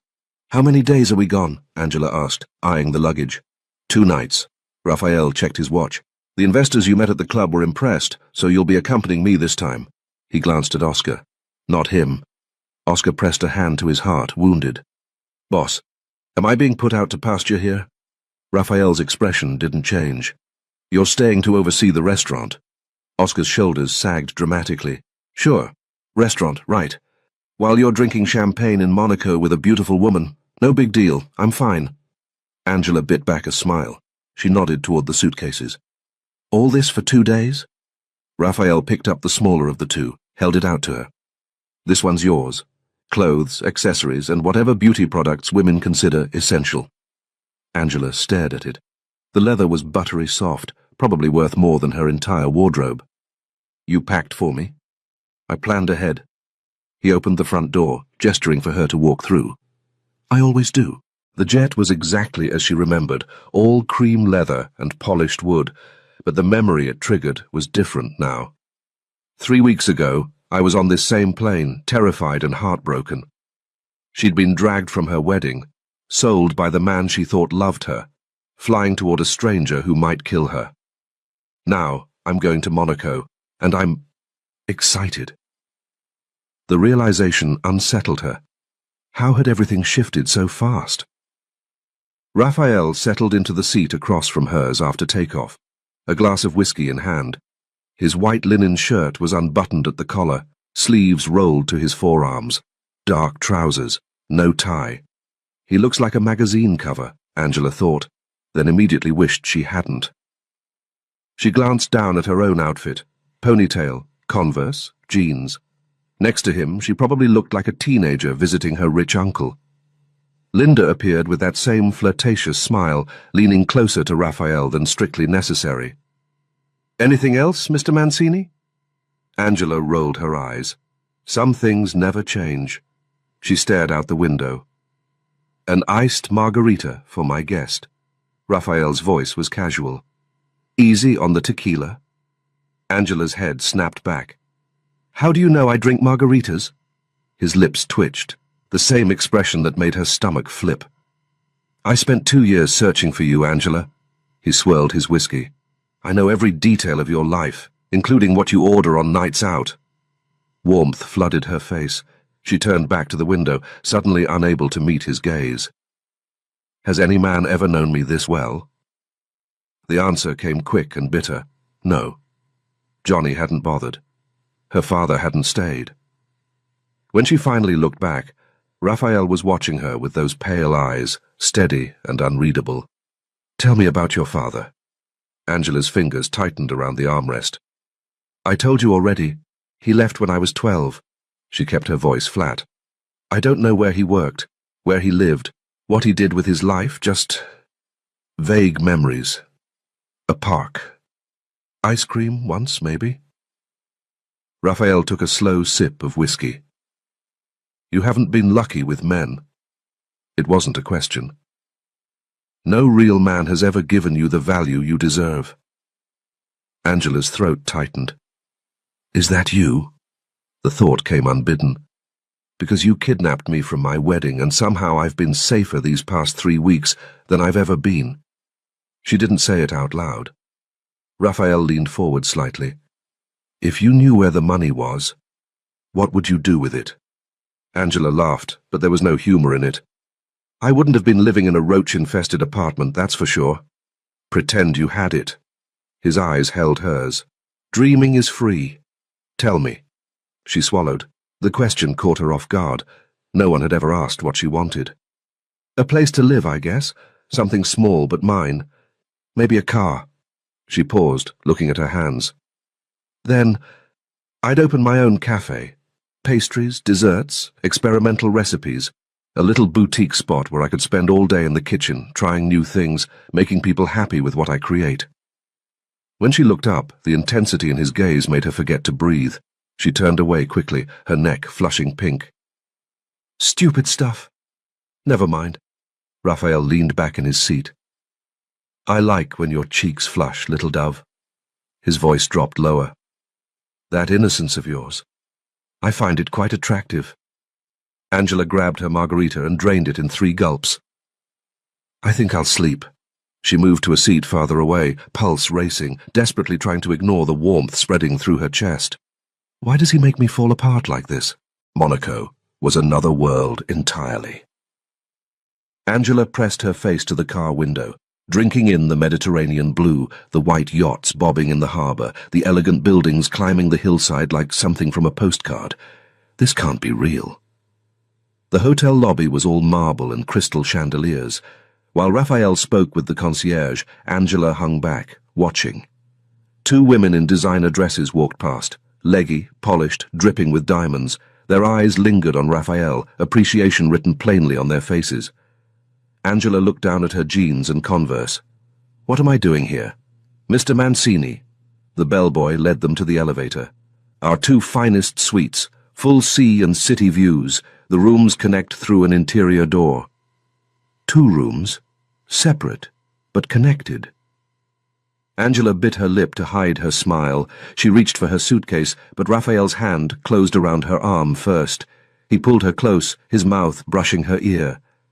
I hope you're not thinking of anything foolish. His breath was warm against her skin. This city is beautiful, but dangerous. I'm the only one who can keep you safe here. Don't forget that. Angela's lips parted. Words died in her throat. All she could process was the heat of his grip, the scent of his cologne mixed with something deeper, warmer, his skin. Her arm burned where his fingers pressed. Static electricity seemed to dance between them. Then he released her. She walked into her room on unsteady legs, crossed to the balcony, and gripped the railing with trembling hands. The Mediterranean stretched before her, glittering under the afternoon sun. Yachts dotted the harbour. The city climbed the hills in shades of terracotta and cream. But Angela saw none of it. You're in trouble, she told herself. Serious trouble. She closed her eyes. You can't fall in love with him. But even as the thought formed, she knew it might already be too late. Angela stood in front of the open suitcase, running her fingers across fabrics softer than anything she'd ever owned. Did he choose these himself? Warmth crept into her face. She pulled out a black dress, short, with a neckline that plunged lower than she'd ever dared, but the cut was elegant, sophisticated rather than cheap. She put it on anyway. The woman in the mirror looked like a stranger, someone confident, someone who belonged in a world of private jets and Monaco nights. Who are you becoming, Angela? At 7:30, Angela opened her door just as Raphael raised his hand to knock. Neither of them moved. His gaze traveled down her body with deliberate slowness, the dress, the heels, the way the fabric clung to curves she usually kept hidden. He looked at her like a man holding himself back by a thread. Beautiful little dove. The words came out low, almost reluctant, as if they'd escaped without permission. Angela crossed her arms. I don't like when you call me that. It makes me feel weak. She stepped past him toward the elevator, heels clicking against marble. Raphael fell into step beside her, close enough that his scent wrapped around her, and her thoughts scattered. The elevator doors slid closed, sealing them in polished metal and silence. Not because you're weak. He adjusted his cufflink without looking at her. That day at the hotel room, you stood in that white dress like you had no idea what was about to happen. Pure, untouched. The most beautiful bride I'd ever seen. Angela's fingers curled into fists. She watched the floor numbers climb. You reminded me of a dove, he continued, his reflection catching hers in the polished doors. "And you're still young. Inexperienced. That's not weakness. That's innocence. Something rare in my world." The elevator chimed. The doors opened onto the marble lobby. Angela stepped out first, stopped, turned, looked him dead in the eye. "Maybe I'm not as innocent as you think." She walked toward the exit without waiting for his response, her pulse kicking hard even as she kept her spine straight. Behind her, his footsteps paused, just one beat, before resuming slower, more deliberate. She didn't need to look back to know he was smiling. The restaurant was everything Monaco promised: elegant, expensive, exclusive. Half the room turned when Raphael entered. Angela stayed at his side, feeling simultaneously out of place and strangely protected. Dinner felt different. Not captor and captive, not mafia boss and hostage, something else entirely. They talked about food. Angela analyzed each dish, guessing at techniques and ingredients. Raphael listened with genuine interest, asking questions, laughing when she got defensive about her opinions. The wine went down too easily, but it wasn't the alcohol making her dizzy. It was him. The way he leaned forward when she spoke, the way his fingers brushed hers when he passed the bread. The careful distance he maintained, close enough to feel intimate, far enough to leave her wanting more. This feels like a date. The realization should have terrified her. It didn't. The club was dark and loud. Strobing lights painted everything in shades of blue and purple, and the bass vibrated through Angela's chest like a second heartbeat. Raphael guided her through the crowd with a hand on her lower back. "I need to take this meeting alone." He nodded toward a private area. "Stay where I can see you." Angela raised an eyebrow. "I'm not a child." His eyes dropped briefly to her neckline before returning to her face. "No." His voice dropped. "You're not." Then he was gone. Angela ordered a margarita, then a second. She watched him from across the room, cataloguing details she had no business noticing. Why can't I stop looking at him? I should hate him. I should be plotting escape. But another voice whispered back, "Johnny took money to hand you over. You could be married right now to a cheater who spent your money and sold you out the first chance he got. Your first time would have been with someone who saw you as a transaction. Raphael taking you from that altar. Maybe it wasn't a kidnapping. Maybe it was something else. Come dance with me." Angela turned. A man had slid onto the stool beside her. Expensive watch, smile that didn't reach his eyes. His hand landed on her waist before she could react. Her body went rigid. "I said no." She shoved against his chest. "My boyfriend is here, and if you don't want trouble, walk away." The man laughed, grip tightening. "You're alone. If you had a boyfriend, he'd be—" "Get your hands off her." The voice came from behind them, low, quiet, lethal. The man's face went white. His hand dropped like her skin had burned him, and he stumbled backward, nearly falling in his haste to escape. Raphael stepped into view. His expression was calm, too calm, the kind of calm she'd seen before he'd ordered a man dragged away. "You have 3 seconds to leave this club." His voice didn't rise above a murmur. "Because in about 10, I'm going to break every finger you touched her with." The man was gone before Raphael finished speaking. Raphael turned to Angela. His eyes swept over her, checking for damage, and something in her chest loosened at the concern beneath the cold fury. He reached past her and set her glass aside with deliberate finality. "My boyfriend is here." The corner of his mouth curved. Interesting choice of words. Color rose in her cheeks. She looked down. "I just said that to make him leave." "Did you?" The question hung between them.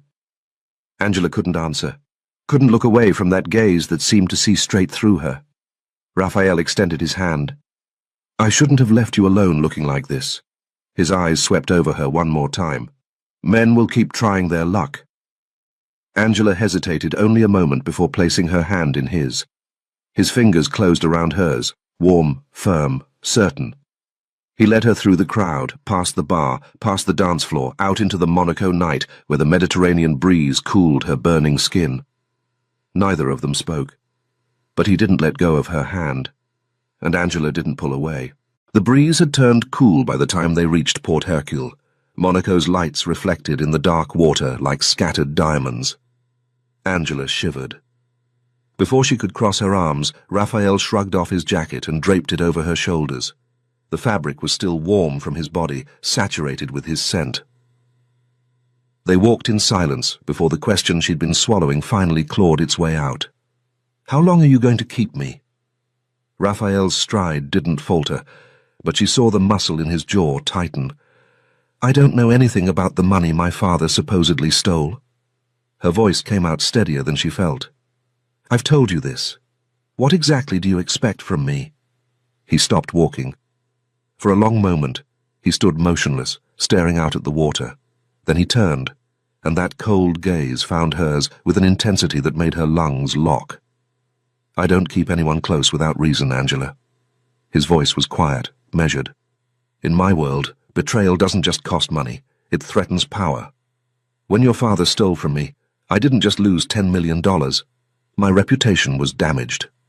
He stepped closer, close enough that she had to tilt her head back to maintain eye contact. "And in my world, when a father sins, that sin binds his family." Angela looked away, blinking rapidly. Her throat tightened until she could barely force words through it. "I shouldn't have to pay for what he did." Her voice cracked. "I'm not a thief." Raphael reached out and caught her chin, tilting her face back toward his. The touch was gentle, but there was nothing soft about the look in his eyes.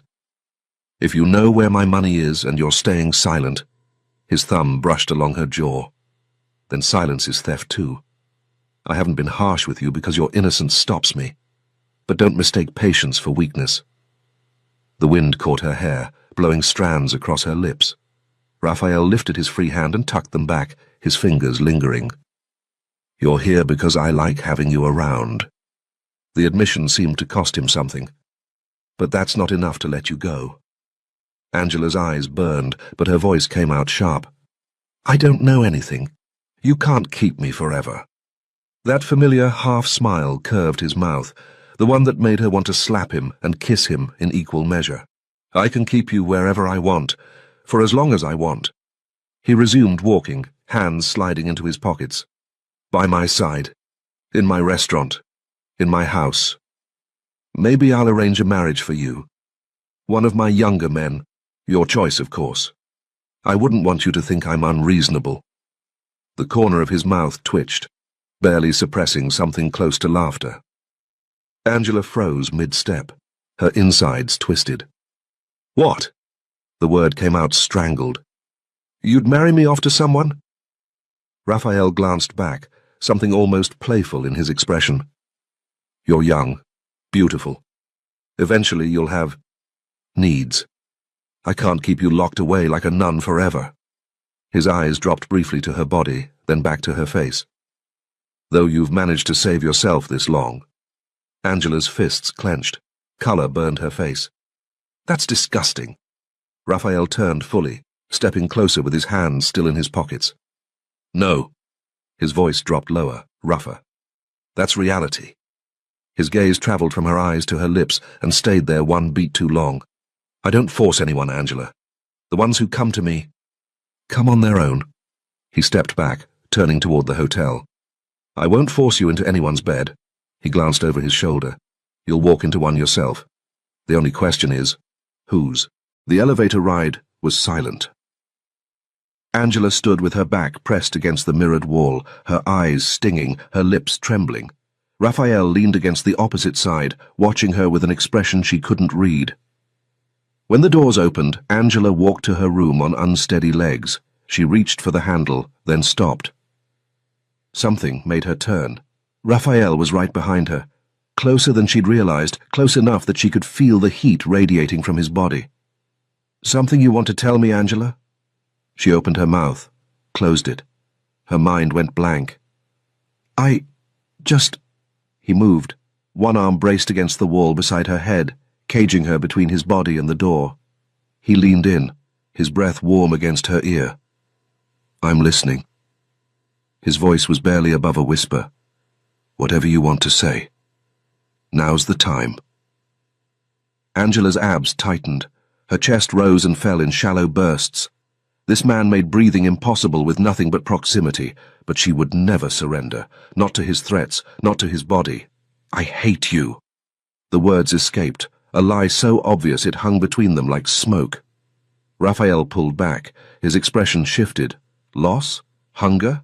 She couldn't tell. Angela didn't wait to find out. She pushed through her door and slammed it shut, pressing her back against the wood, her ribs aching with each breath. The only thought in her head was how badly she wanted to be in his arms. Angela stood in the middle of her room, her mind a tangle of contradictions she couldn't unravel. The Mediterranean breeze called to her through the glass doors, promising cool air and clarity, and she crossed to the balcony without thinking. She stepped outside and froze.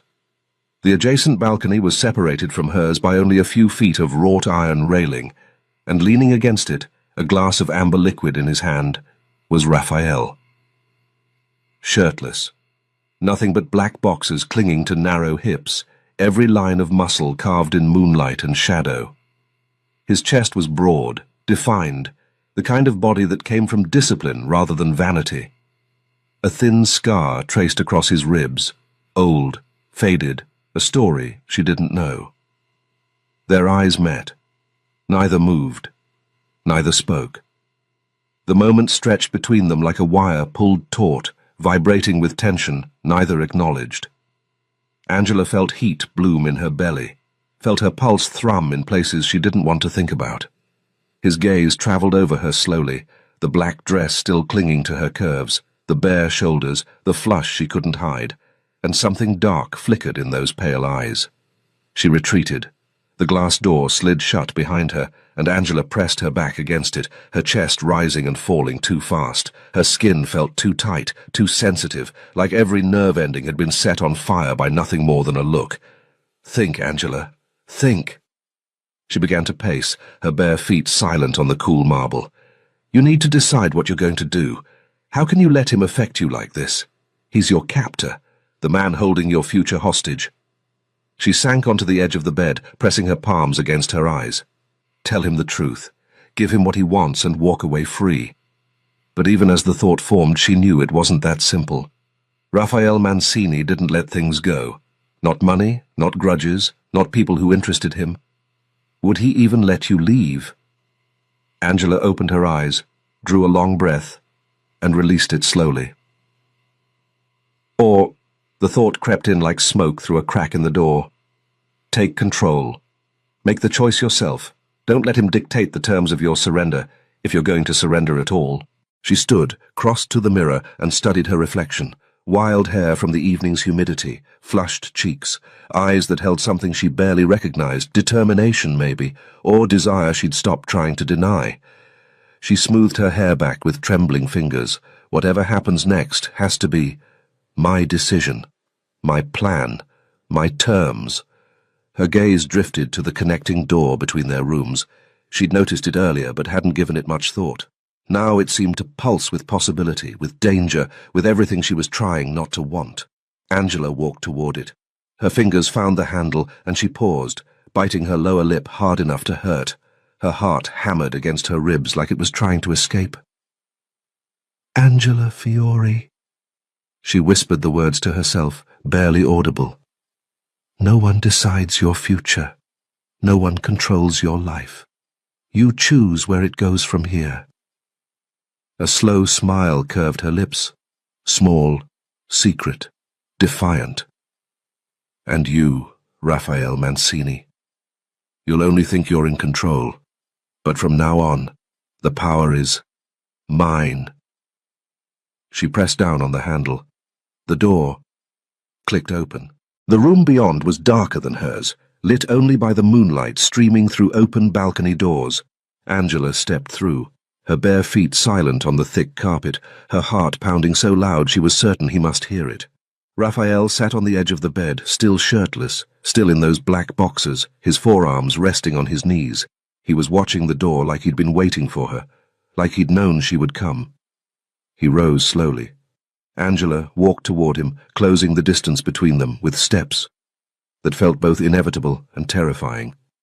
She stopped when they were close enough to touch, but not quite touching, close enough that she could feel the heat radiating from his bare skin. Angela. Her name was a whisper on his lips, rough with something she recognized now, the same hunger she felt coiling low in her belly. I decide who I want. Her voice came out steadier than she expected, her chin lifting with a confidence she wasn't sure she felt. I decide what I choose. No one else. Something shifted in his expression, surprise maybe, or respect. His hand came up to cup her face, his palm warm against her cheek. And what do you choose? Angela answered by closing the last inch between them. Raphael's mouth found hers with a desperation that stole her breath, his arms wrapping around her waist and pulling her against him until there was no space left between them.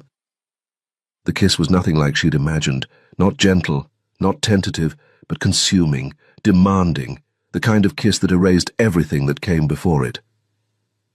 He lifted her easily, and her legs wrapped around him as he carried her to the bed, laying her down against cool sheets that did nothing to calm the fire burning through her veins. His fingers found the zipper at the back of her dress. These zippers, he muttered against her throat, a ghost of his usual smirk playing at his lips. Always in the way. The fabric slipped away, and Angela felt exposed in a way that had nothing to do with nakedness, but when his gaze travelled over her, there was nothing but reverence in his eyes, wonder almost, like he couldn't believe she was real.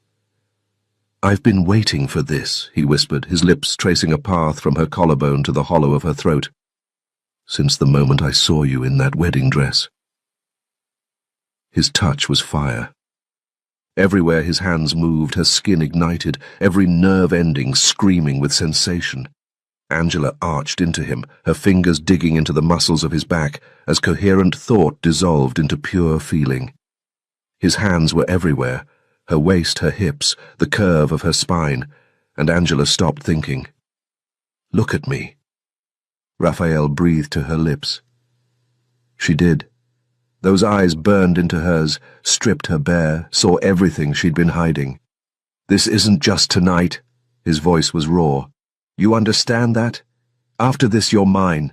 No one else. Ever. Angela's answer was to pull him into her. That was all the permission he needed. No. Don't close your eyes. Raphael's voice was gravel and smoke. I want to see your eyes when you become mine. When I'm inside you, I want you to feel every second of this. When they finally came together, Angela understood why people called this making love, because it wasn't just pleasure. It was surrender, trust, something that couldn't be undone. The initial sting melted into something deeper, fuller, a sensation that built and built until she thought she might shatter. He was gentle when she needed gentle, fierce when she needed more. He watched her face like her expressions were the only thing in the world that mattered, adjusting to every gasp, every sigh, every whispered word. His hands gripped her hips, guiding her rhythm, his forehead pressed against hers as their breath mingled. And when release finally crashed through her, she cried out his name, the first time she'd said it without anger, without fear, without pretense. Just his name, just him.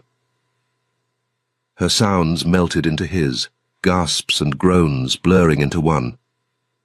They fell asleep tangled together, her head on his chest, his arm wrapped around her like he was afraid she'd disappear. Morning light filtered through the curtains, painting the room in shades of gold. Angela woke slowly, awareness returning in fragments, the warmth of the body beside her, the soreness in muscles she'd never used, the steady rhythm of his heartbeat beneath her cheek. She lifted her head and looked at him. Asleep, Raphael looked younger than 38. The sharp edges of his face softened, the perpetual tension in his jaw released. He looked almost peaceful, almost human, like a sculpture carved by someone who understood beauty required vulnerability. Her fingers drifted to his face without permission, tracing the line of his jaw, the curve of his cheekbone, the corner of his mouth. Is this love? The realization hit her like a blow to the chest. This is what love feels like. This consuming, terrifying, overwhelming thing I've never felt before. Raphael's eyes opened. Before she could react, he moved, one fluid motion that flipped her onto her back with him above her, pinning her wrists together above her head. The playful smile on his face was new, softer than his usual smirk. My little dove. He lowered his mouth to her ear, his breath warm against her skin. You know I never let go of what's mine. You understand that now, don't you? Angela's body arched toward him instinctively, a soft sound escaping her lips. I'm here because I chose to be. Her voice was barely a whisper. Remember that. Raphael smiled, a real smile, one that reached his eyes and transformed his entire face. That doesn't change the fact that you're mine now, Angela. He kissed her temple, her cheek, the corner of her mouth. And now, we're not leaving this bed until evening, because I want to memorize every inch of you. Angela melted into him, let herself be consumed by his touch, let pleasure wash away everything else. But even as she lost herself in his arms, one thought remained, stubborn and persistent at the back of her mind. When do I tell him the truth? The question had no answer, not yet. They stayed in bed until evening, the world outside their door forgotten. Raphael lay behind her, one arm draped across her waist, his lips brushing the curve of her shoulder. Angela's body still hummed with the aftershocks of pleasure, every nerve ending oversensitized, aware of every place their skin touched. I didn't know I could want someone this badly. The words were a whisper against her ear, his breath warm on her neck. Angela turned in his arms to face him, her fingers tracing idle patterns on his chest. Have there been many? She kept her voice light, but something tightened in her stomach. Women, I mean. Raphael kissed her lips, slow, unhurried. I'm 38, Angela. Of course there have been. His thumb traced the line of her jaw. But none like you. What do you mean like me? Innocent. He tucked a strand of hair behind her ear. Natural. Defiant. Someone I couldn't bring myself to break. Angela's chest constricted at his words. She looked up at him, vulnerability cracking through her carefully constructed walls. I don't know you, Raphael. Her voice came out smaller than she intended. That scares me. He gathered her closer, his hand smoothing down her hair in a gesture so tender it made her throat ache. I won't let anyone hurt you, little dove. Angela searched his eyes, those pale blue depths that revealed nothing and everything at once. Even yourself? Raphael went still. For several heartbeats, he simply looked at her, something shifting behind his gaze that she couldn't name. Then he kissed her, deep, consuming, his answer pressed against her lips. Even myself. The restaurant was all glass and candlelight, perched on a cliff overlooking the Mediterranean. Monaco's elite filled the tables around them, diamonds glittering, laughter polished and practiced. Raphael's hand found hers as they walked through the entrance, his fingers interlacing with hers like it was the most natural thing in the world. Angela's mind raced even as her body leaned into his warmth. What is this? What are we? She felt special beside him, more special than she'd ever felt with anyone. Part of her still feared him, still remembered the cold authority in his voice when he'd ordered men dragged away, but another part, growing louder by the hour, craved his touch like oxygen. The investors rose to greet them with warm words and polished smiles. Julian kissed her cheek with genuine warmth. Angela, lovely to see you again. You made quite the impression in New York. The table was lively, champagne flowing, business talk mingling with gossip about Monaco's social scene. Women at adjacent tables kept glancing at Raphael, their interest obvious, and Sophie, Julian's wife, leaned toward him more than once with her décolletage on display. But Raphael's eyes never strayed from Angela. His hand remained on her waist, her thigh, her shoulder, constant, claiming, present. He didn't spare the other women a single glance. He sees only me. The realization warmed something deep in her chest. This man values me. Raphael, your girlfriend is awfully quiet. Sophie's voice cut through the chatter, her smile sharp as glass. But she's very lovely. You chose well. She turned to Angela, her tone softening just a touch, condescending, honeyed. Sweetheart, I hope all this technical talk isn't boring you. Angela straightened in her chair. She returned the smile, but hers was cool, deliberate. Actually, not at all. Her voice was calm, measured. I'm listening with interest. And if anyone asked for my opinion, I'd give it. I just chose not to interrupt. This is Raphael's territory. She paused, holding Sophie's gaze without flinching. And your comment about me being chosen is interesting. The table seemed to hold its breath. Do you believe women wait to be chosen? Or did you say that because I'm younger? Sophie's perfectly painted lips parted, but no words came. Because from where I'm standing, Angela added, her voice steady, unshaken, if a woman doesn't choose first, no man gets to claim he's done the choosing. Silence settled over the table like a velvet curtain falling. Angela felt Raphael's gaze on her, sharp, assessing. She glanced at him and caught it, that familiar hint of a smile touching the corner of his mouth, his eyes narrowed with something that looked dangerously close to admiration. It gave her courage. Julian chuckled, breaking the tension. She has a point, Sophie. He raised his glass toward Angela. And truthfully, this young woman is the reason we're all sitting here. Her idea in New York convinced me this partnership was worth pursuing. Raphael lifted Angela's hand from the table and brought it to his lips, pressing a kiss to her knuckles while his eyes held hers. Angela is a cook. Pride colored his words. And an exceptional one. She will be a chef soon. Julian's interest visibly increased. Is that so? We're opening several restaurants in the coming year. Perhaps we could discuss working together. We'll be competitors in that arena, Julian. Raphael's voice was polite, but firm, his gaze cutting to the older man with unmistakable warning. And I don't intend to lose my girlfriend to the competition. Angela's cheeks flushed hot. He called me his girlfriend. His. Not his prisoner, not his hostage. His girlfriend. But is there a difference with a man like Raphael? Later that night, in his room, the city lights glittering through the floor-to-ceiling windows, Angela straddled his lap as his hands roamed her bare skin. I was proud of you tonight. His voice was rough, his breath uneven against her neck. The way you handled that woman. Quick, sharp. You put her right in her place. Angela smiled, rolling her hips in a way that made his jaw clench. She deserved it. That line about choosing...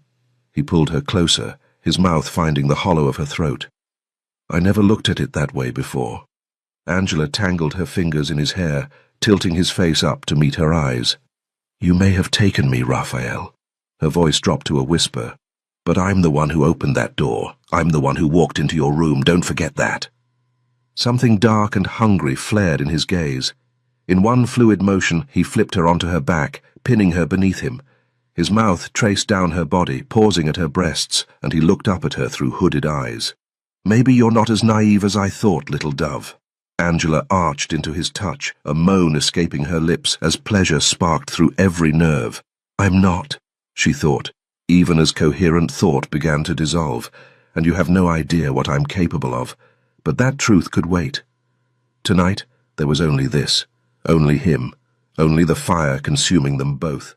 The private jet cut through the clouds, Monaco falling away behind them.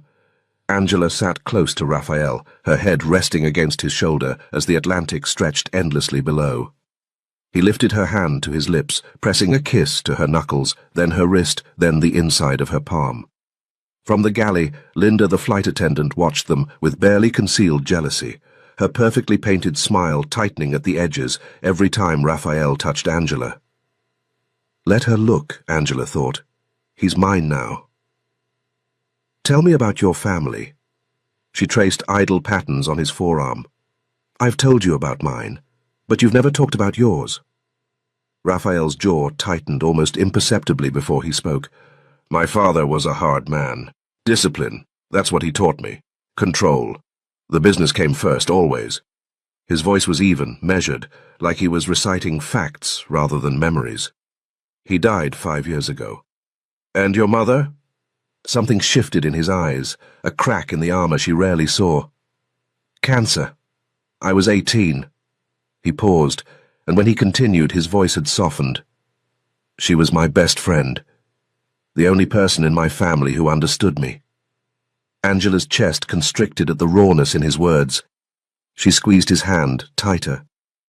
I took over the family business after my father passed. Uncles, cousins. They didn't make it easy. Too many opinions, too much ambition.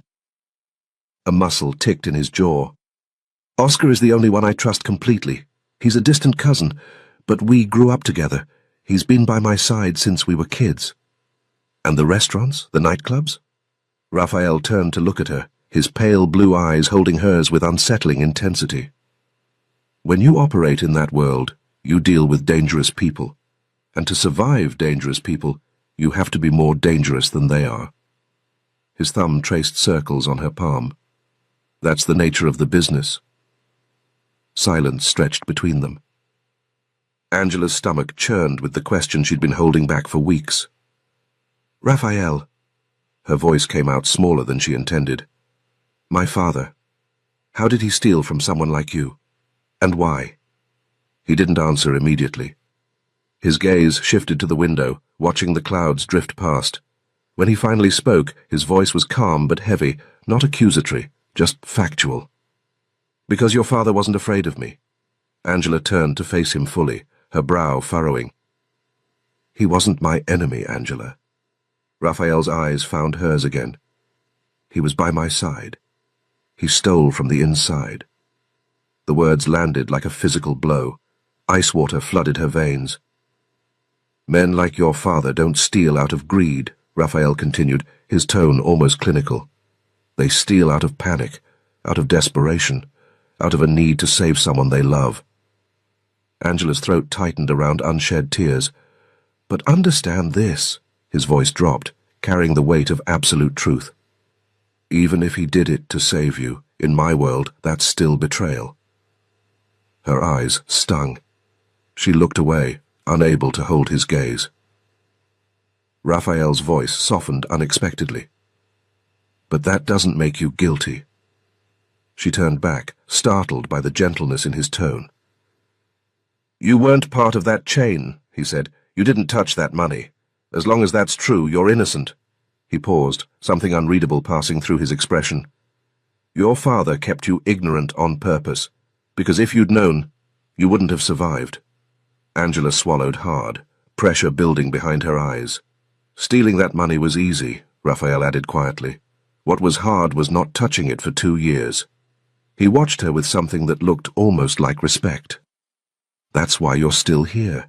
Either you had no idea the money existed, or you knew and chose not to use it. Tears blurred her vision. Her voice cracked when she spoke. Is that the only reason I'm still here? Raphael reached out, tilting her chin up with gentle fingers, forcing her to meet his eyes. And because I love you, Angela Fiore. His voice was rough, stripped bare of its usual control. Despite who your father was. Despite everything. A tear slipped down her cheek. He wiped it away with his thumb. When they pulled up to the estate, Maria opened the front door with wide eyes. She glanced at Oscar in the garden, gesturing subtly toward the couple walking up the path. Something's different about them, she murmured when Oscar approached. He bit into his sandwich, watching Raphael's hand rest possessively on the small of Angela's back. Resisting Raphael is hard, he said with a knowing grin, then he slid a sideways glance at Maria. Just like resisting me is hard. Maria rolled her eyes and walked back toward the kitchen without a word. Oscar sighed. One day, Maria. One day. The week that followed felt like a dream Angela was afraid to wake from. She worked in Raphael's restaurant every day, developing the pastry menu, her hands covered in flour and sugar. For the first time in her life, her work felt like art, valued, respected, important. Raphael moved her things into his bedroom. The massive walk-in closet now held her clothes alongside his, plus dozens of new pieces he'd bought for her. That night, he carried her across the threshold like a bride, his lips brushing her ear as he whispered, "This is our room now. I don't want you even one door away. We sleep together, every night." Warmth bloomed in her chest like sunrise. He gave her a phone, her own, unrestricted. She called Miranda immediately. "Angie!" Miranda's voice crackled with relief. "Where the hell have you been? Everyone in Charleston is losing their minds." "I'm okay," Angela smiled, leaning against the window. "I'm with Raphael. I'm safe. I'm happy." Miranda paused for a second. The man who took you from your wedding? He didn't take me, Miranda. He saved me. I'll tell you later. Angela's voice steadied. Tell my boss I'm sorry, but I'm living in New York now. In the garden the next afternoon, Oscar sat beside Angela on the stone bench, his shoulders slumped in defeat. I'm trying to lose weight for her, he muttered, staring at the sandwich in his hands. I know I'm ugly. A beautiful woman like Maria. What would she want with me? Angela swatted his arm, unable to suppress a smile. Oscar, I think Maria likes you. She's just playing hard to get. She raised an eyebrow. And let's be honest, you're not actually dieting. You just like saying the word. Meanwhile, your hands are full of sandwiches and pastries. Oscar looked down at his sandwich, then back at Angela. Valid point. Go tell her how you feel. Stop hovering around her and just be direct. He considered this for a long moment, then nodded with newfound determination. That evening, Angela found Raphael in his study, the blue glow of his computer illuminating his sharp features. Come here, little dove. He pushed back from the desk, holding out his hand. It's been 2 hours since I've seen you. I missed you. She went to him, her fingers threading through his dark hair as he pulled her onto his lap. Raphael. She hesitated, searching for the right words. I need to go to Charleston. He studied her face for a moment, then nodded. Then I'll take you myself. We'll fly out, get your things, let you see your friends. His hand traced up her spine. And then we'll come home. Home. The word settled into her bones like it belonged there. 2 days later, the private jet touched down in Charleston. Angela's heart raced as familiar streets rolled past the car window. She'd been gone almost a month, but it felt like a lifetime. Strange how this city that had always been home now felt like someone else's memory. Outside her apartment building, Raphael stopped the Mercedes, but made no move to get out. You're not coming up? He shook his head. Take as much time as you need. This is your space. I'll wait here. She leaned across the console and kissed him, soft, lingering, grateful. Upstairs, Miranda nearly tackled her at the door. Angie! Tears streamed down her friend's face. I was so worried. They spent an hour catching up, laughing, crying, packing Angela's belongings into boxes. Every few minutes, Angela found herself drifting to the window, watching Raphael's car parked down the street. Girl, Miranda's voice was knowing. You're in love with him. Angela turned, heat rising to her cheeks. That gorgeous man who dragged you out of your wedding? Miranda shook her head in disbelief.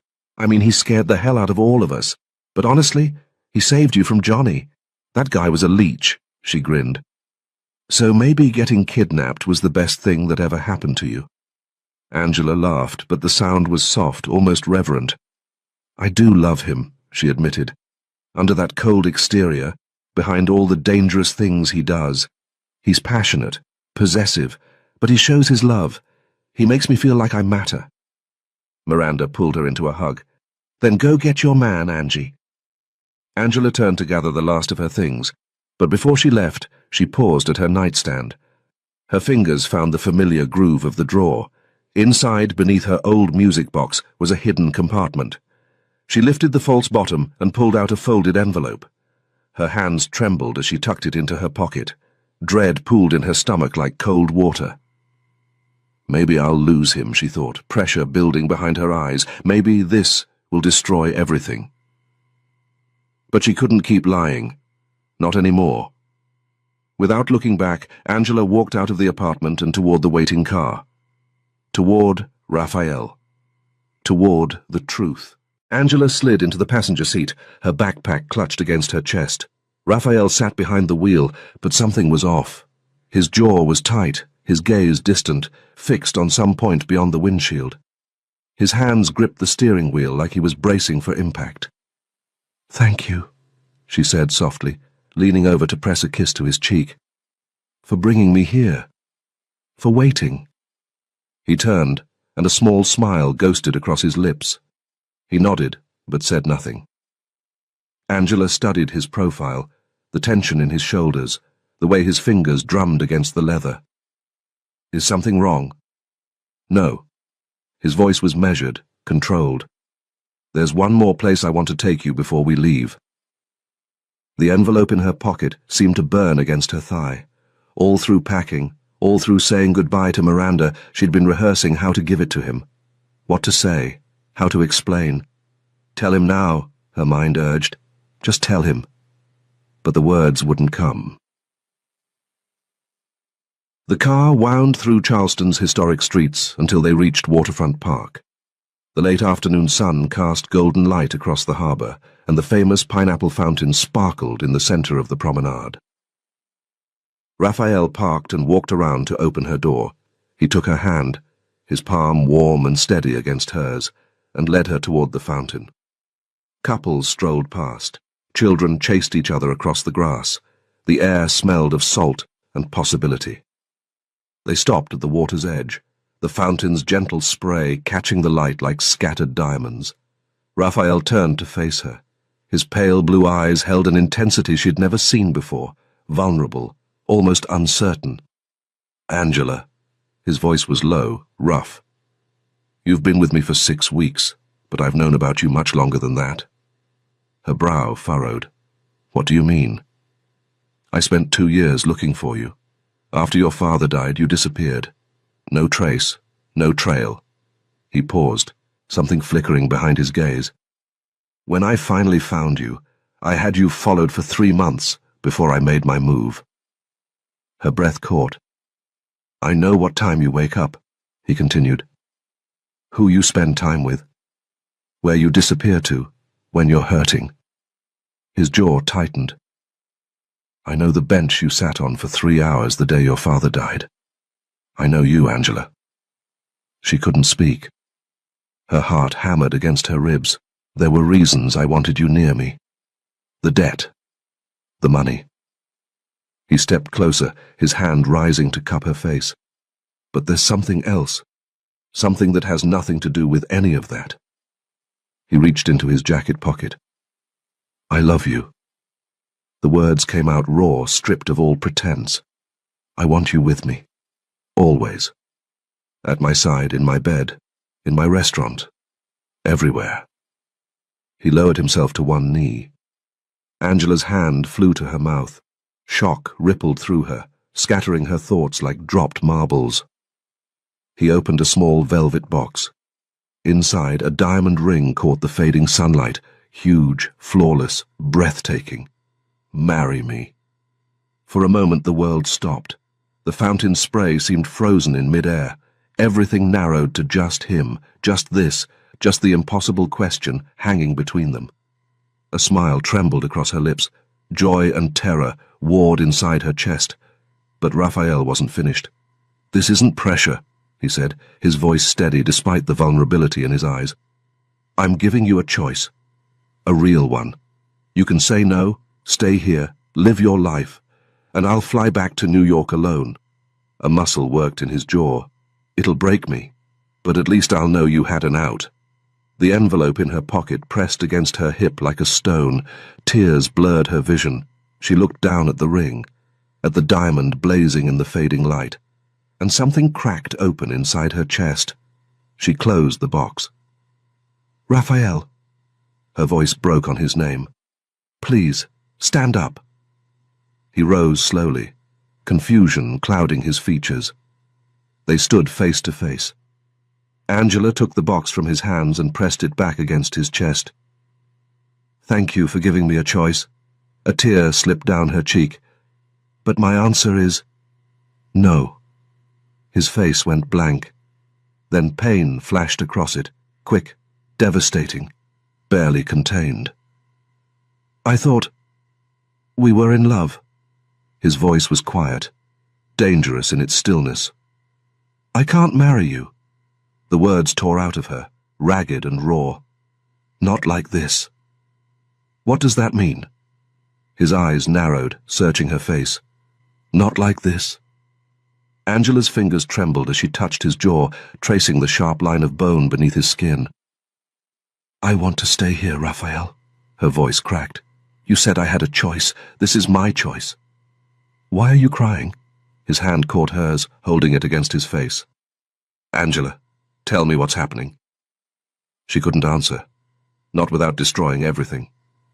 So instead, she kissed him, pouring every word she couldn't say into his mouth, every apology, every confession, every goodbye she didn't have the courage to speak out loud. When she pulled away, his eyes were still closed. Oscar stood by the Mercedes, his massive frame leaning against the hood. His eyebrows shot up as Angela sprinted toward him, tears streaming down her face. She grabbed her backpack from the back seat, then she reached into her pocket and pulled out the crumpled envelope. Give this to Raphael. She pressed it into Oscar's hands. But only when you're in the air. Promise me. Oscar's face creased with confusion. Angela, I thought you two loved each other. She wiped her eyes with the back of her hand, but the tears kept coming. It's complicated, Oscar. Before he could respond, she turned and ran, away from the car, away from the park, away from the man still standing by the fountain with an empty ring box in his hands. Raphael didn't move for a long time. He stood at the water's edge, staring out at the harbour as the sun sank below the horizon. The only woman he'd ever truly wanted had just walked away from him, and he had no idea why.